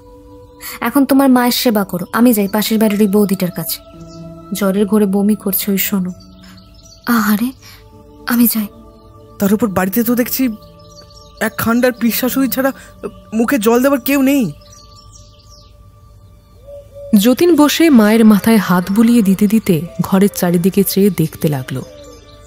অতি দরিদ্রের ঘরকন্যা, ময়লা কাঁথা, ছেঁড়া মাদুর আর মাটির হাঁড়িকুড়ির গৃহস্থালী। খানিক আগে পাশের ঘরের মেঝেতেও কে পান্তা ভাত খেয়ে এঁটো থালা বাসন ফেলে রেখেছে। একটা বেড়াল ছানা সেই থালার আশেপাশে ঘুরছে। হয়তো তার মা জ্বর আসবার আগে পান্তা ভাত কটা খেয়ে থাকবেন। গরিবের ঘরে জ্বরের উপযুক্ত পথ্য জোটেনি। কেন তাকে পুষ্প নিয়ে গেল এখান থেকে?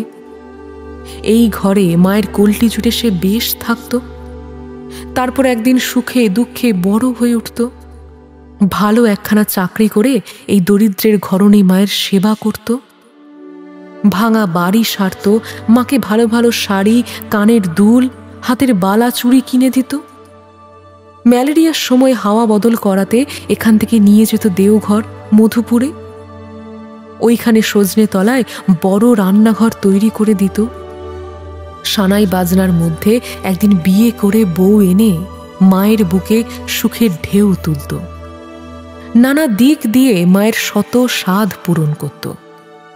আজ এই যে অসহায় অশিক্ষিতা পল্লী বধূ জ্বরের ঘরে তাকেই মনে করে কিছুক্ষণ আগেও কেঁদেছে, কি অপূর্ব সে স্নেহের অমৃত!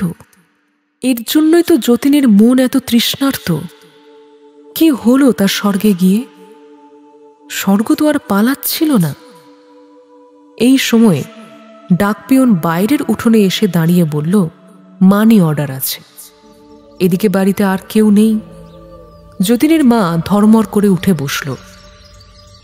ক্ষীণ দুর্বল স্বরে ডাকল, ও আসেন আসেন, একটু দাঁড়ান।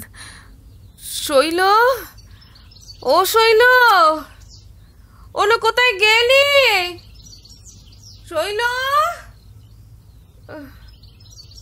মা গো, সবাই আমায় মিলে খেলে একবারে। কেউ যদি এখন বাড়িতে থাকে, বলে ও শৈল।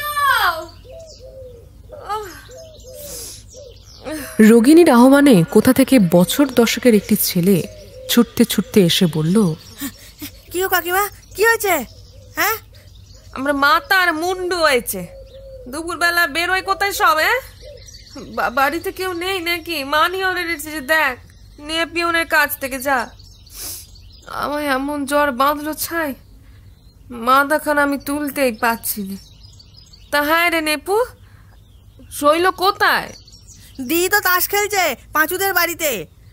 নেপু নামের ছেলেটি মানি অর্ডারের টাকা আর ফর্মখানা হাতে নিয়ে ঘরে ঢুকল।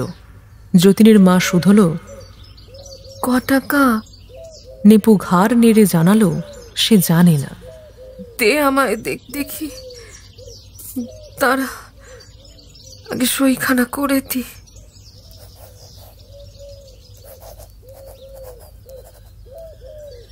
ওহ মা গো, মাথা তুলতে কি যন্ত্রণা, পাচ্ছি না ঠাকুর।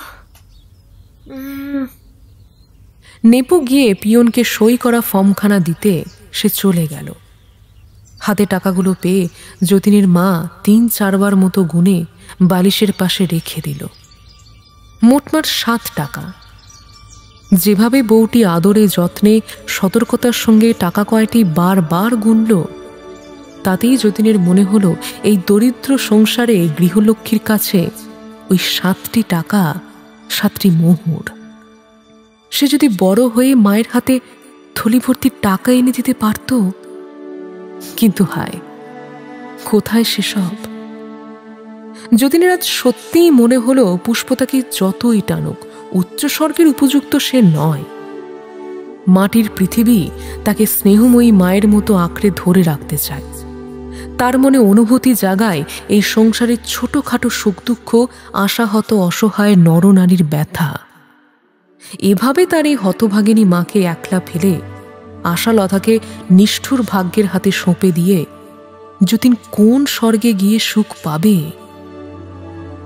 যতীনের অদৃশ্য উপস্থিতি আর স্পর্শহীন স্পর্শ ওর মাকে যেন কিছুটা সুস্থ করে তুলল। পুষ্প এসে বলল, তোমার মাকে ছবি দেখাবো যতীনদা? যেন এক অদৃশ্য দেবতা ওর ছেলের মতো এসে মাথায় হাত বুলিয়ে দিচ্ছে, মিষ্টি কথা বলছে। দেখাবো? আচ্ছা, পাশের বাড়ির বউটি কেমন? ঘুম পাড়িয়ে এলো, মাথা ধরেছিল, সারিয়ে দিয়ে এলো। আর সেই খান্ডার পিশাশুড়ি কি করছে, এই বুড়িটা? পিসি শাশুড়ির অত দোষ দিও না যতুদা, বউটির চরিত্র ভালো না। যতীনের মনে পড়ল আশালতার কথা। সে একটু তিক্ত স্বরে বলল, মেয়ে মানুষ কিনা, তাই অপর মেয়ে মানুষের চরিত্রের দাগটাতে হাকে নজর পড়ে। কই, আমাদের তো পড়ে না, দেখি বুঝে ফেললে? তা নয়, ওর মনে সব কথা লেখা রয়েছে, আমি পড়ে নিলুম। ও চিন্তা করছে ওর এক প্রণয়ীকে, তার নাম হরিপদ। এই দুপুরে নদীর ঘাটে গিয়ে তার সঙ্গে লুকিয়ে দেখা করার কথা ছিল, কিন্তু তার আগে দুপুরেই জ্বর এসে গেছে অনেক, তাই যেতে পারছে না। সে আবার কি কথা? যেতে পারেননি বলি কি সেই কষ্ট আরো অসুখ বাড়লো? আরে হঠাৎ এত শ্রদ্ধা সম্পন্ন হয়ে উঠলে যে ওর ওপর, অত দরদি বা এলো কোথা থেকে? জানো যতীনদা, আমার একটা ব্যাপার হয়েছে আজকাল।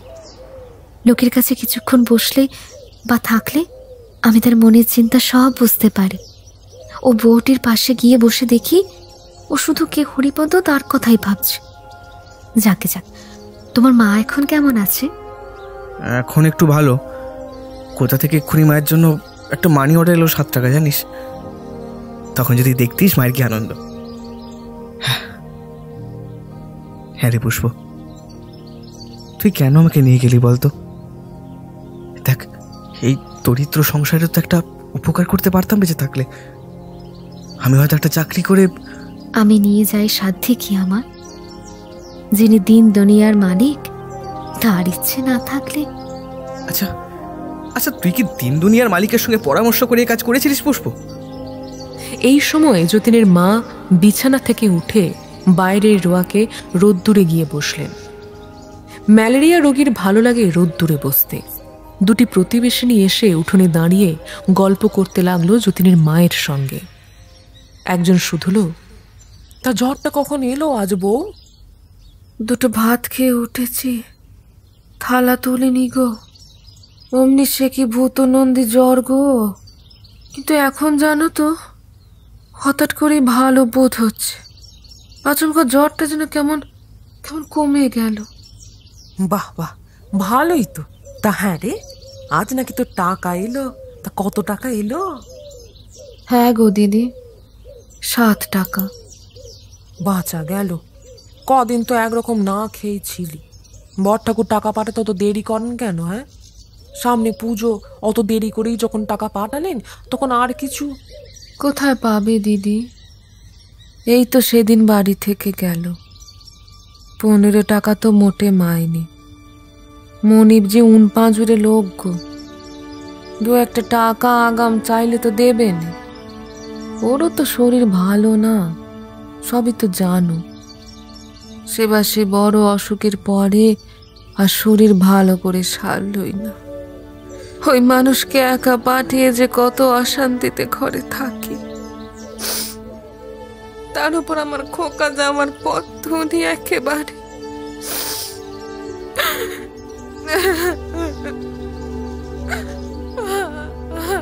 আহা, কাঁদিস নে লো, দেখে বুকে বড় বাজে।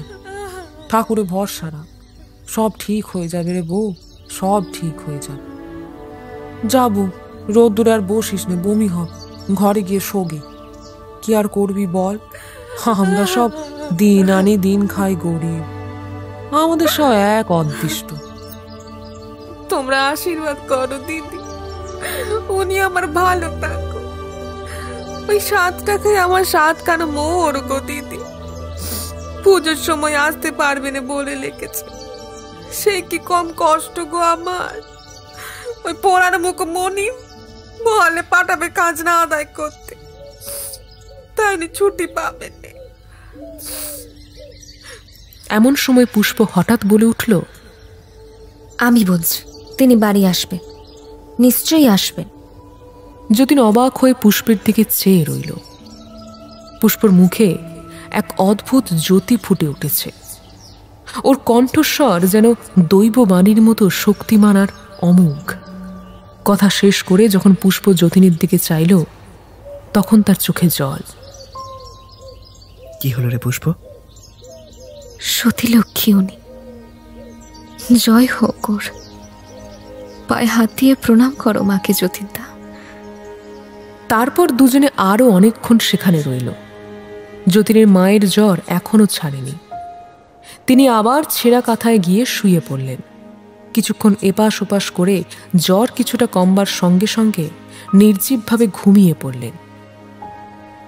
মাকে এবার সেই ছবিটি দেখাও না পুষ্প।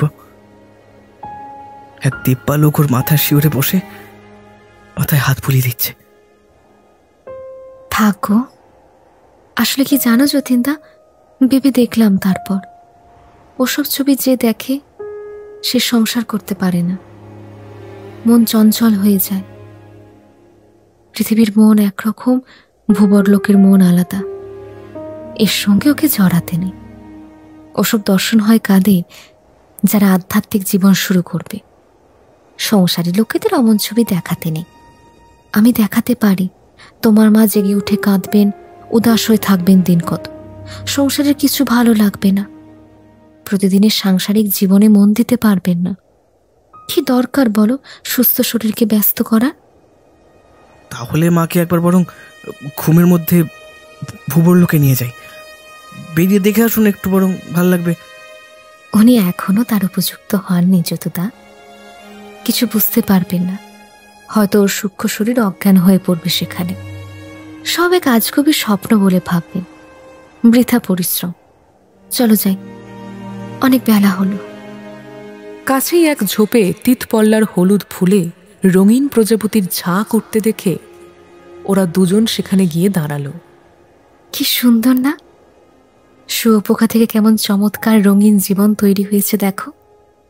শুয়োপোকা মরে যায়, গুটি কেটে প্রজাপতি উড়ে বেরোয়। মাটিতে কত আস্তে আস্তে শুয়োপোকা চলে, অথচ কেমন দেখো প্রজাপতি নীল আকাশের তলায় ফুলে ফুলে উড়ে বেড়াচ্ছে। শুয়োপোকা কি কল্পনা করতে পারে মরবার পরে সে প্রজাপতি হবে? আরে মানুষ তো কল্পনা করতে পারে, মৃত্যুর পর কি সেই বিশ্বের নীল আকাশের তলায় ওই বিদ্যুৎ গতিতে উড়ে বেড়াতে পারবে? শুয়োপোকার মন যেমন অন্ধ, মানুষও তেমনি অন্ধ। সদ্য ফোটা ভোরের ম্লান পৃথিবী ধীর গতিতে ওদের পায়ের নিচে কোথায় অস্পষ্ট হয়ে মিলিয়ে গেল। সেই পৃথিবীর কোনো এক প্রান্তে যতীনের দরিদ্রা জননী গভীর ঘুমে অচেতন রইলেন, জানতেও পারলেন না তার ভাঙা ঘরে এক অদ্ভুত আত্মিক আবির্ভাবের রহস্য। সেই দিনই পুষ্প তাকে প্রথম দেখল। ওরা বুড়ো শিবতলার ঘাটে ফিরে আসছিল যখন একটা ক্ষুদ্র পাহাড়ের ওপর সবে বসেছে, হঠাৎ আকাশের বিদ্যুৎ লেখার মতো উজ্জ্বল জ্যোতি দৃশ্যমান হল। পুষ্প বলল, দেখো দেখো যতীনদা, কোনো দেবতা আসছেন বোধ হয়, দেখো। যতীনও দেখল একটা বিশাল উল্কা যেন আগুনের অক্ষরে শূন্যের গায়ে তার বার্তা ঘোষণা করছে। চোখের পলকে সেই পথিক দেবতা কায়া ধারণ করে ওদের সামনে আবির্ভূত হলেন।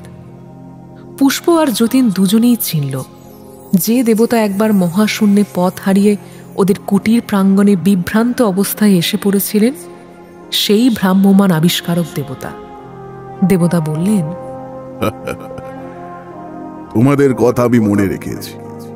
আবার দেখা করবো বলেছিলাম, কি মনে আছে কন্যা? পুষ্প আর যতীন দেবতার পাদবন্দনা করে বলল, দেব, আমাদের অনেক সৌভাগ্য। এবারে দয়া করে আপনি আপনার ভ্রমণের গল্প করুন। আর একটি কথা দেব, আমাদের পৃথিবীর পণ্ডিতরা অনুমান করেছেন আমাদের এই সৌরজগতের বাইরে আর কোনো অন্য নক্ষত্রে কোনো গ্রহ নেই। এই কথা কি সত্য? ভুল কথা। বিশ্বের এই অঞ্চলেই বিভিন্ন নক্ষত্রে লক্ষ লক্ষ গ্রহ বর্তমান। বহু শ্রেণীর জীব তাতে বাস করছে। তোমাদের পৃথিবী যতটুকু, তার চেয়ে অনেক বৃহত্তর, অনেক সুন্দরতর গ্রহ বিশ্বের এই অঞ্চলে বহু নক্ষত্রে বর্তমান। দেব, বিশ্বের এই অঞ্চল বলে আপনি কতটুকু জিনিসের কথা বলছেন? বিদ্যুতের বেগে যদি যাও তবে 1 কোটি বছর সময় লাগবে তোমাদের ওই নক্ষত্রমণ্ডল পার হতে। এরকম লক্ষ লক্ষ নক্ষত্র ছড়ানো রয়েছে চারিদিকে। আমি বিশ্বের এই অঞ্চল বলতে তোমাদের ছায়াপথের নিকটবর্তী অঞ্চলের কথা বলছি। আমাদের যে একবার নিয়ে যাবেন বলেছিলেন ওসব দূর দেশে। 2 চোখ বন্ধ করো। গতির প্রচন্ড তেজ তোমরা সহ্য করতে অভ্যস্ত নও, জ্ঞান হারিয়ে ফেলবে। দুজনেই চক্ষু বোঝো, প্রস্তুত হও। মধ্যপথের কোনো নক্ষত্র বা গ্রহ লোক তোমাদের দৃষ্টিগোচর হবে না। গতির কোনো অনুভূতিই ওদের হলো না। চোখের পলক ফেলতে যত বিলম্ব হয় ততটুকুও বোধহয় হয়নি। পথিক দেবতা বললেন, নাও, চোখ চেয়ে দেখতে পারো এবারে। পুষ্প আর যতীন সামনের দৃশ্য দেখে চমকে উঠল। তারা এ কোথায় এসেছে? এক বিরাট অগ্নিমণ্ডল তাদের সামনে। সেই অগ্নিমণ্ডলের মধ্যে বহু লক্ষ বিশালাকায় কটাহে যেন লক্ষ কোটি মন ধাতু বিগলিত হচ্ছে। লক্ষ লক্ষ মাইল উপরে উঠছে রক্তবর্ণ লকলকে আগুনের লেলিহান শিখা। ছোটবেলায় পড়ার বইয়ে জীবন্ত আগ্নেয়গিরির ছবি দেখেছিল যতীন, কিন্তু আজ চোখের সামনে যা দেখছে তা আরো বিশাল, আরো উৎকট। যেদিকে চাওয়া যায় দাউ দাউ করে শুধু আগুন আর আগুন, অথচ পৃথিবীর আগুনের মতো নয়, ঠিক যেন জ্বলন্ত বাষ্পরাশি। একটা নক্ষত্র, কিন্তু কর্মচারী বা বিদ্যুৎচারী না হলে তোমরা এর বিরাটত্ব কিছুই বুঝতে পারবে না। তোমাদের জড়জগতের অবস্থানকালের কোনো মাপকাঠি ব্যবহার করে এই নক্ষত্রের সীমানা পাবে না। চেষ্টা করো, চলো। পুষ্প আর যতীন যে বেগে যেতে মনে মনে ইচ্ছা করল তাকে পৃথিবীতে রেলগাড়ির বেগ বলা যেতে পারে। দেবতা গতির বেগ কমিয়ে ওদের সঙ্গে চলেছে। ওরা সবেগে যেন উড়ে চলেছে, কখনো বা একটা অগ্নির মহাসমুদ্রের ওপর দিয়ে, আবার কখনো বা একটা জ্বলন্ত অগ্নিকুণ্ডের অগ্নিশিখার মধ্য দিয়ে। প্রতিস্থলেই ওদের চারিপাশ ঘিরে অগ্নিদেবতার রক্তচক্ষু। বহুক্ষণ ওরা গেল পৃথিবী হিসেবে 10-12 ঘন্টা। ওদেরও ক্লান্তি নেই, যাত্রাপথেরও শেষ নেই, আবার মহা অগ্নি সমুদ্রেরও যেন কোনো কুল কিনারা নেই। তোমরা যদি জড়বস্তুর উপাদানে তৈরি হতে, এই জ্বলন্ত নক্ষত্রের বহু দূর থেকে তোমাদের দেহ জ্বলে পুড়ে বাষ্প হয়ে উড়ে যেত এতক্ষণে। আর আকর্ষণের বলে সে বাষ্পটুকু এই বৃহত্তর বাষ্পমণ্ডলে প্রজ্বলন্ত অবস্থায় প্রবেশ করে একেবারে মিশিয়ে যেত। আর সহ্য করতে পারবো না দেব, দয়া করে আমাদের ফিরিয়ে নিয়ে চলুন দেব। বিশাল বিশ্বের রূপ সবাই সহ্য করতে পারে আর দেখতেও চায় না। তাই শক্তিমতী হও। ভগবান তাকেই এসব দেখান যে তাঁর বিশ্বের বিরাটত্ব দেখে ভয় পাবে না। আমি সুদীর্ঘ জন্ম জন্মান্তর ধরে এই সাধনা করেছিলাম। তারপর জড়জগৎ থেকে এসে বহু কাল ধরে শুধু বিশ্ব ভ্রমণ করে বেড়াচ্ছি। এই আমার সাধনা, আর এতে আমি সিদ্ধি লাভ করেছি। কিন্তু আমি দিশেহারা হয়ে যাই সময় সময়। তোমরা আর কি দেখছো? এক কণিকাও নয়। আর কি দেখাবেন বলুন দেব? এই আগুনের দৃশ্য আমার আর সহ্য হচ্ছে না। তোমাকে এর চেয়েও বৃহত্তর নক্ষত্রের অগ্নিমণ্ডলে নিয়ে যাবে। চলো, শক্তিমতী হও। এবার চোখ চেয়ে চলো। তোমাকে চোখ তখন কেন বন্ধ রাখতে বলেছিলাম জানো?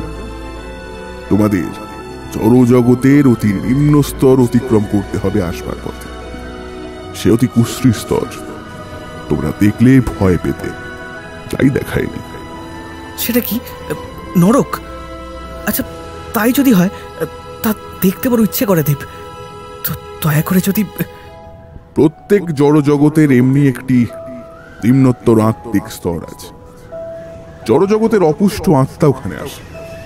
পৃথিবীর নরক তবুও ভালো, কারণ গ্রহ হিসেবে পৃথিবীর জীবেদের আধ্যাত্মিক প্রগতি অনেক বেশি। আমি এমন কিছু গ্রহ তোমাদের দেখাতে পারি যেখানকার জীবের চৈতন্য একেবারে নিম্ন স্তরের। তোমাদের পৃথিবীতে এমন শ্রেণীর জীব নেই। ওরা যে অংশ দিয়ে যাচ্ছিল যতীন তার চারিদিকে চেয়ে কোনো পরিচিত নক্ষত্রমণ্ডল দেখতে পেল না। সপ্তর্ষি মণ্ডল, কালপুরুষ, ধ্রুব নক্ষত্র, এমনকি বৃশ্চিক পর্যন্ত না। অসীম বিশ্বের কোন এমন অদ্ভুত অংশে তারা এসে পড়েছে যেখান থেকে সপ্তর্ষি মণ্ডল বা বৃশ্চিক কিংবা ক্যাসিওপিয়া দেখা যায় না? কি মনে করে প্রশ্নটা সে করেই ফেলল। পথিক দেবতা বললেন, আমি তো তোমাদের ওসব নক্ষত্র চিনি না।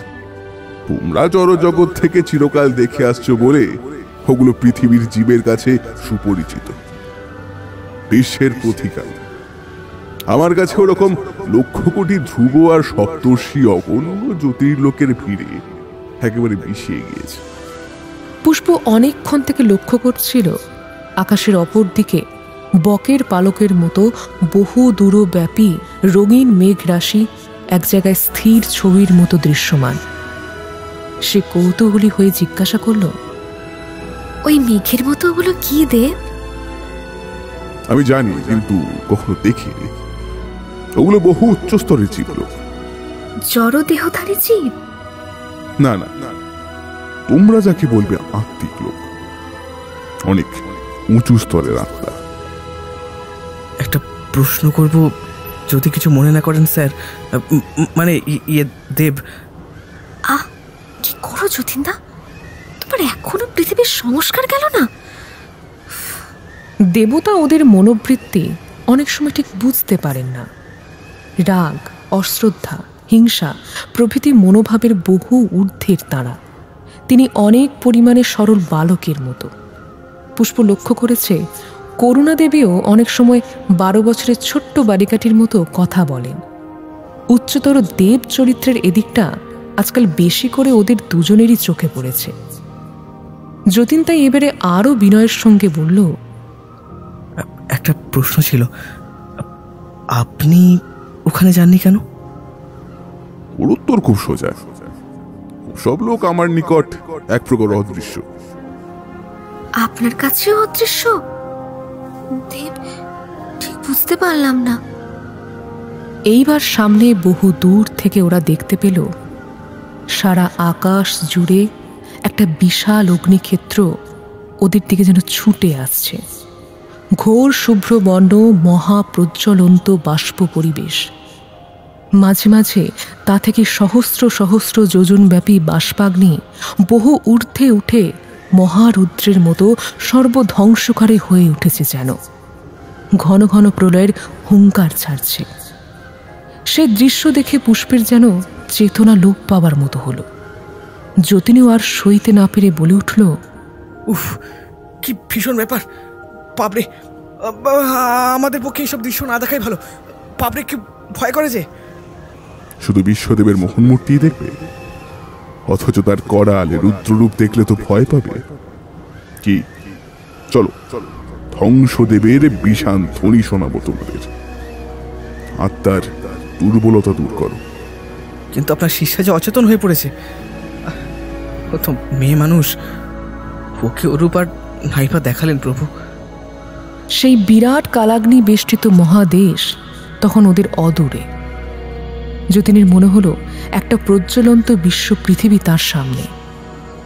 অল্প পরেই দেবতার অদ্ভুত শক্তি বলে ওরা দুজনেই সেই বিরাট অগ্নিমণ্ডলের মধ্যে গিয়ে দাঁড়ালো। ওদের চারিধারে শুধু শুভ্র জ্বলন্ত হিলিয়াম আর ক্যালসিয়াম বাষ্পরাশি মহাবেগে ঘূর্ণমান। কোথাও রাঙা শিখা নেই, শুধুই শ্বেত শুভ্র। ভয়ে বিস্ময়ে যতীন আড়ষ্ট হয়ে চারিদিকে চেয়ে রইল। বেঁচে থাকতে রৌরব নরকের বর্ণনা সে যেন কিসে একটা পড়েছিল একবার।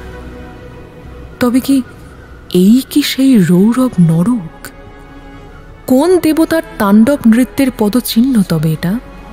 এমন উদ্ধত, এমন ভয়াবহ। ভয় পেও না, এই থেকেই তো সবের সৃষ্টি। দাঁড়িয়ে দেখো বড়, তবেই তো শিখবে। কিন্তু দেখো বললেই যে দেখতে পারা যাচ্ছে না।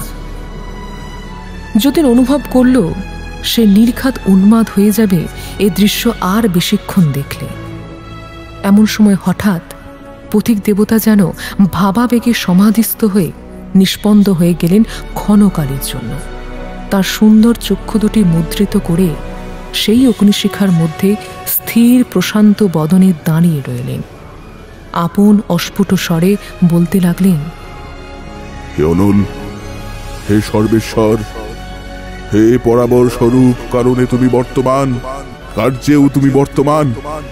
তুমি ধন্য ধ্বংসের মধ্যে, সৃষ্টির মধ্যে। তোমার তেজ সার্থক হোক। জয় হোক তোমার, জয় হোক। যতীন, এবার চলো। পুষ্প কি এখন অচেতন? আচ্ছা, চিন্তা করো না, এই নক্ষত্রের অগ্নিমণ্ডল ছাড়িয়ে গেলেই ওর আবার জ্ঞান ফিরে আসবে। যতীন সশ্রদ্ধ বিস্ময়ে চেয়েছিল দেবতার সেই ধ্যান প্রশান্ত গভীর রূপের দিকে। অদ্ভুত সে মূর্তি, সাক্ষাৎ জ্যোতির্ময় নারায়ণ যেন তাঁর সম্মুখে। সে মুখে করুণা আর গভীর মৈত্রীর চিহ্ন ব্রহ্মাণ্ডের সকল বদ্ধ জীবকুলকে যেন অভয় দান করছে। কে বলেছিল একে নাস্তিক? জানো, প্রত্যেক গ্রহ বা নক্ষত্র, প্রত্যেক জড় বা বাষ্পপিণ্ড যা আকাশে ছড়ানো আছে, এমনকি তোমাদের সেই সূর্য নামক ক্ষুদ্র নক্ষত্র, প্রত্যেকটি এক একটি চুম্বক। এরা পরস্পর পরস্পরকে আকর্ষণ করছে। সমস্ত বোম বেপে এই বিরাট চৌম্বক ক্ষেত্রে কোনো জড়ধারী জীবের সাধ্য নেই এই বিশাল চৌম্বক ক্ষেত্রের আকর্ষণ শক্তিকে জয় করে স্বেচ্ছায় অগ্রসর হয়। কয়েক মুহূর্তের মধ্যে ওরা বহু দূর চলে এলো নক্ষত্ররার কাছ থেকে। ওদের মাথার ওপরে বহু দূরে সেটি একটি বিশাল বহ্নি গোলকের মতো জ্বলছে তখনও। দেব, আপনি তখন বলেছিলেন ওইসব মেঘের মতন দেখা যাচ্ছে, যা ওগুলো আপনার কাছে অদৃশ্য জীবলোক। জীবলোক তো বলিনি, স্থূল দেহধারী জীব ওতে নেই। আমি আত্মিক লোক বলেছি। পুষ্পর এবার জ্ঞান ফিরল। সে বিস্ময়ের সঙ্গে ওদের দিকে চেয়ে আছে। কিছুক্ষণ পর বলল, কোথায় যাচ্ছি আমরা? তার চেয়ে কোথা থেকে আসছি বললে বরং প্রশ্নটা ঠিকঠাক হতো। আমরা আসছি বহু দূরের নক্ষত্রলোক দেখে, আর তুমি তুমি তো অজ্ঞান হয়ে পড়েছিলে। ও হ্যাঁ, মনে পড়েছে এবার। দূর থেকে যা দেখেছি তাই যথেষ্ট। উনি দেবতা, কিন্তু আমরা যে সামান্য মানুষ, ও সহ্য করতে পারা কি? আরে আরে আরে, কি বলিস তুই? আমরা এখন কি সামান্য মানুষ নাকি? এতকাল স্থূল দেহ ছেড়ে তুই এখনো সামান্য মানুষ? তোমার আগের প্রশ্নের উত্তর আর এই প্রশ্নের উত্তর একসঙ্গে দিচ্ছে। তাহলে শোনো, ওই যে সব মেঘের মতো দেখা যাচ্ছে বহু দূরে, ওগুলো বহু উচ্চ স্তরের আত্মিক লোক। ওতে যারা বাস করেন তারা এবং তাদের বাসভূমি দুই আমার কাছে সম্পূর্ণ অদৃশ্য। অথচ আমি কত কাল ধরে শুধু ভ্রমণ করেই বেড়াচ্ছি, কত যুগ যুগ ধরে এসেছি আত্মিক লোকে। আর তোমরা তো দুদিন এসেই, তাই কি হয়? যতীন বিস্ময়ে হতভম্ব হয়ে গেল। এই মহান দেবতা, ইনিও ছোট? তাহলে তারা কোথায় আছে? কীটস্য কীট, তাই বুঝি অত অহংকার? কিন্তু কি বিশাল অনন্ত এই ব্রহ্মাণ্ড, কত অসংখ্য জীবলোক, আত্মিক লোক, অনাদি অনন্ত সময় জুড়ে কি অনন্ত বিবর্তন। তাদের সবারই ওপর সেই বিশ্ব নিয়ন্তা। সত্যি ভগবানের নাগাল কে পাবে? তিনি কোথায় আর তারা কোথায়? কিন্তু দেব, আপনি শুধু এভাবে ঘুরে ঘুরে বেড়ান কেন? কারণ এই ভ্রমণই আমার উপাসনা। কত সৌন্দর্য দেখেছি, কত ভয়ানক রূপ দেখেছি। এই আজ যেমন তোমরা দেখলে, এও তো কিছু নয়, এর চেয়েও অতি ভীষণ রূপ আছে সৃষ্টি। সেসব সহ্য করতে পারবে না তোমরা, কিন্তু আমি ওর মধ্যেই তাকে দেখে থাকি। আমার চেয়ে হই লিপসা। ওরা একটা অপরিচিত গ্রহের পাশ দিয়ে যাচ্ছিল। আকাশপথ থেকে তার বিচিত্র ধরনের গাছপালা, পাহাড় পর্বত সব দেখতে পাচ্ছিল। গ্রহে তখন রাত্রি গভীর, লোকালয় বড় কম, তাতে কেবল ভীষণ অরণ্যানী সমাচ্ছন্ন শৈলমালা আর উপত্যকা চারিদিকে ছড়িয়ে ছিটিয়ে। এক কথায় সেই সৌন্দর্য যেমন অপরূপ, তেমনি নৈসর্গিক। কি দেখছো? একটা জীব জগৎ, খুব উঁচু স্তরের জীব এতে বাস করে। চলো এর বনের মধ্যে গিয়ে বসি। তোমাদের পরিচিত স্থলজগৎ থেকে বহু জন্মের পর যখন লোকের মন তার দিকে যায়, তখন তারা এখানে পুনর্জন্ম গ্রহণ করে। শুধু তোমাদের পৃথিবী থেকে নয়, ওই ধরনের আরো অনেক নিম্ন স্তরের স্থূল জগৎ থেকে। আত্মার সেই বিশেষ অবস্থা না হলে এইসব গ্রহে আসা চলে না। এখানে কর্মবন্ধন কম।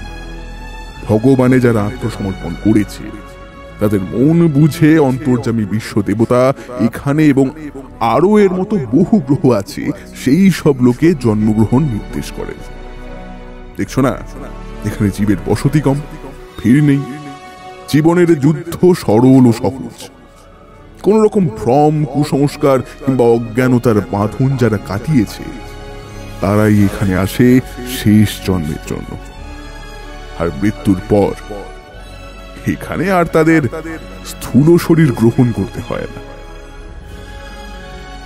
তার মানে পৃথিবীর লোকে পুনর্জন্ম গ্রহণ করে শুধু যে পৃথিবীতেই ফিরবে তা নয়। পৃথিবীর সঙ্গে আমার পরিচয় কম, তবু আমি জানি অবস্থা অনুসারে জীবের গতাগতি নির্দিষ্ট হয়। যেখানে পাঠালে যে উন্নতি করতে পারবে, তাকে ঠিক সেখানেই পাঠানো হয়। জায়গাটা ছায়া শীতল, ঘন গাছগাছালিতে ঘেরা। ওরা এসে এখানে বসেছে। যতীন আর পুষ্প চেয়ে দেখল এসব গাছপালার কোনোটাই তাদের চেনা নয়। পৃথিবীতে এত বড়, এত অদ্ভুত চমৎকার বৃক্ষশ্রেণী কোথায়? উগ্র লোভ এখানকার বন নষ্ট করেনি, ব্যবসাতে টাকা উপার্জনের জন্য সকল কিছু অচিরে ধ্বংস করেনি। অরণ্যর সুগন্ধ, ঝর্ণার কলধ্বনি, পাখির কুজন, অব্যাহত শান্তি আর পবিত্রতা সব মিলিয়ে জায়গাটা যেন তপবনের মতন মনোহর।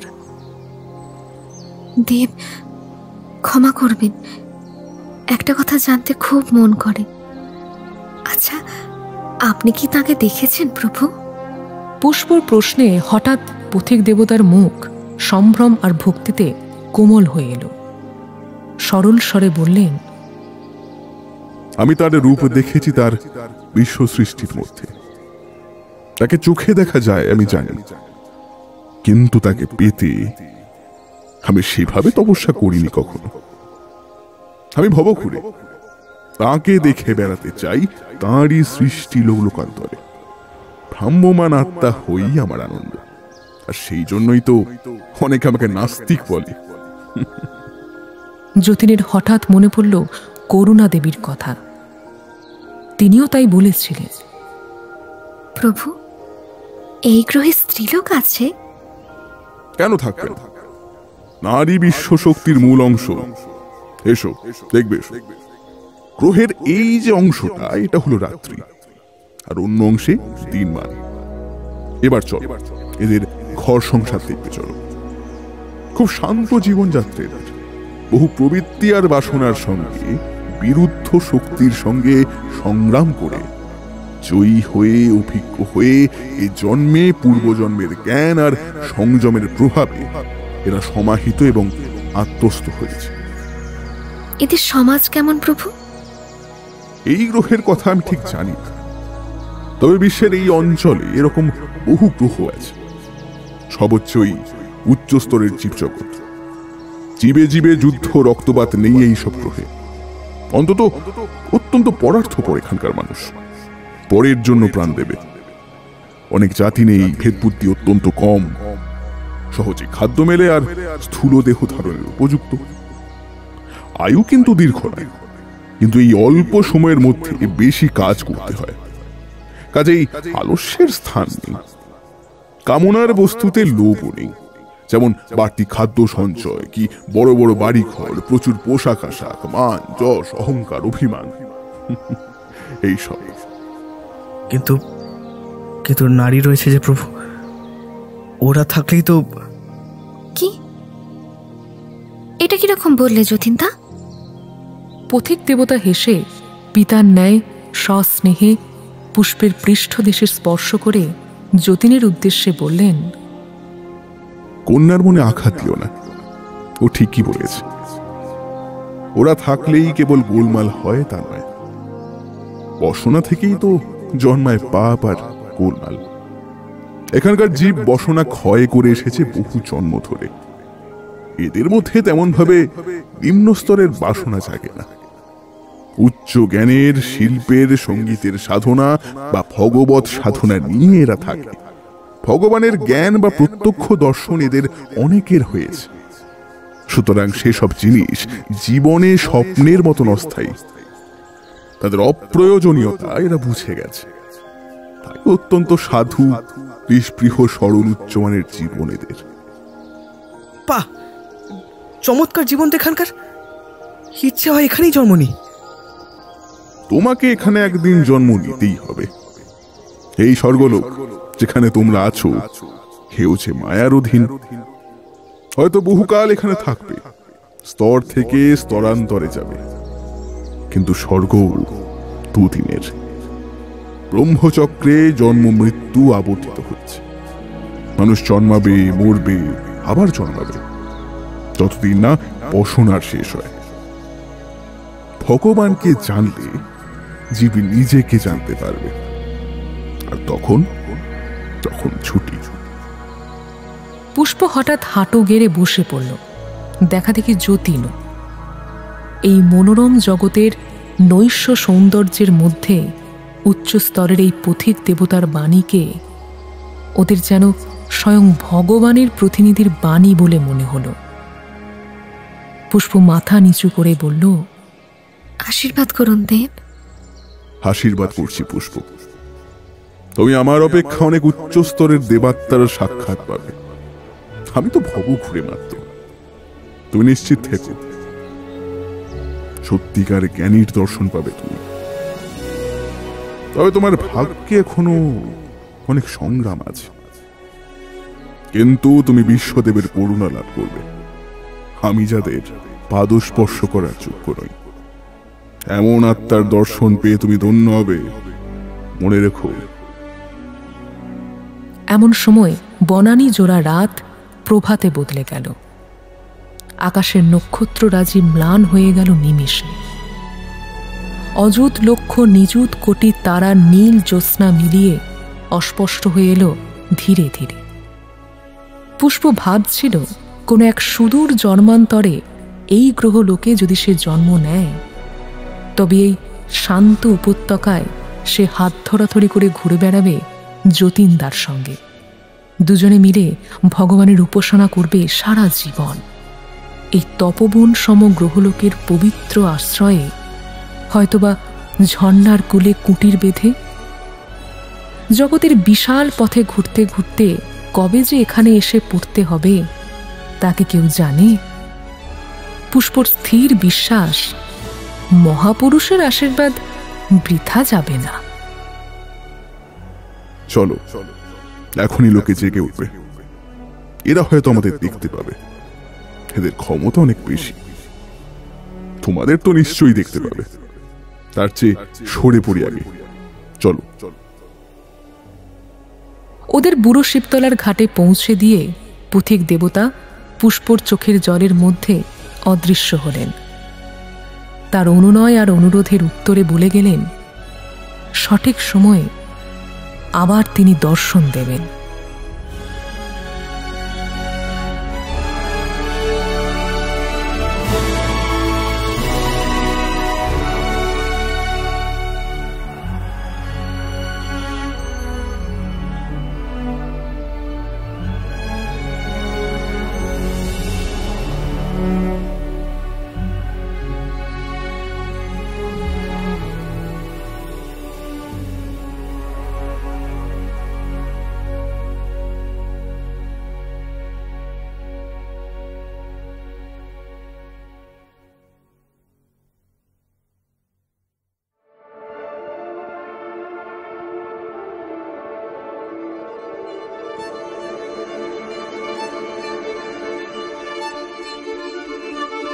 শেষ হল শ্রী বিভূতিভূষণ বন্দ্যোপাধ্যায়ের দেবযান চতুর্থ পর্ব। পরের পর্বে থাকছে ও আশা, আশা, আশা আমার লক্ষ্মীটি, আমি এসেছি, দেখো, চাইবে না আমার দিকে? আশা আসি বুঝি রে, কিন্তু এই জিনিসটা কি বলো তো? বাড়ি যাই, সবাইকে দেখি, এই বাপ মা বউ কেউ কথা বলে না। আমি নাকি মরে গিয়েছি বলে আমার নাম নিয়ে সবাই কাঁদছে। এটা কি হচ্ছে? আশা বৌদি, যতীন তাকে মনে পড়ে?